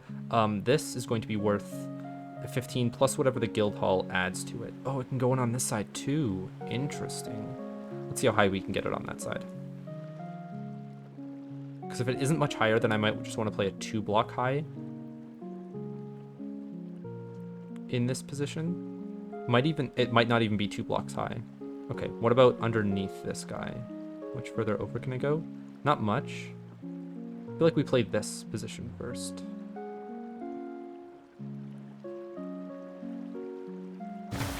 There we go. Okay, we've got a 2x2. No way is that fitting down there. And I don't want it to take up all of the real estate down below here, so I'd rather play it somewhere like... still central enough to be hit by all the taverns and towers, but not taking up too much physical space from other great buildings, better ones. Okay, this 21 pointer seemed nice. Sure. We've got another big one. I guess I could play it down here then. We've got a 3. Okay, I can place it underneath here then.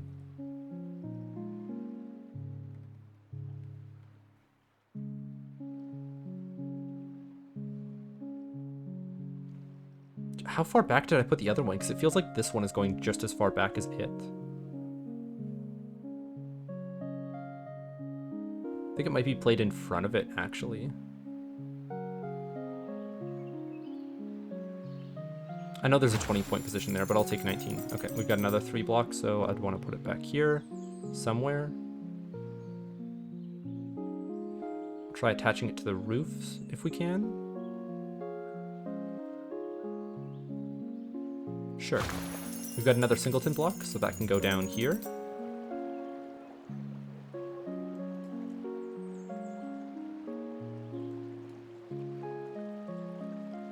I think I want to place it down in this corner first. Yeah, that feels good to me. Do we have another singleton? No, never mind. Okay.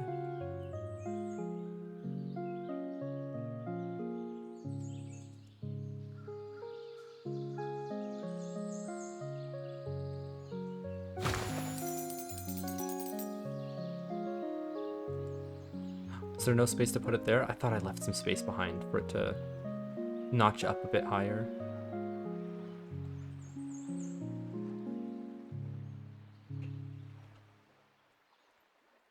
Alright, this is my last building. Well, for this episode. I'm gonna have to go after this. Do I want to play it for 16 points? I feel I can get it for 16 points elsewhere.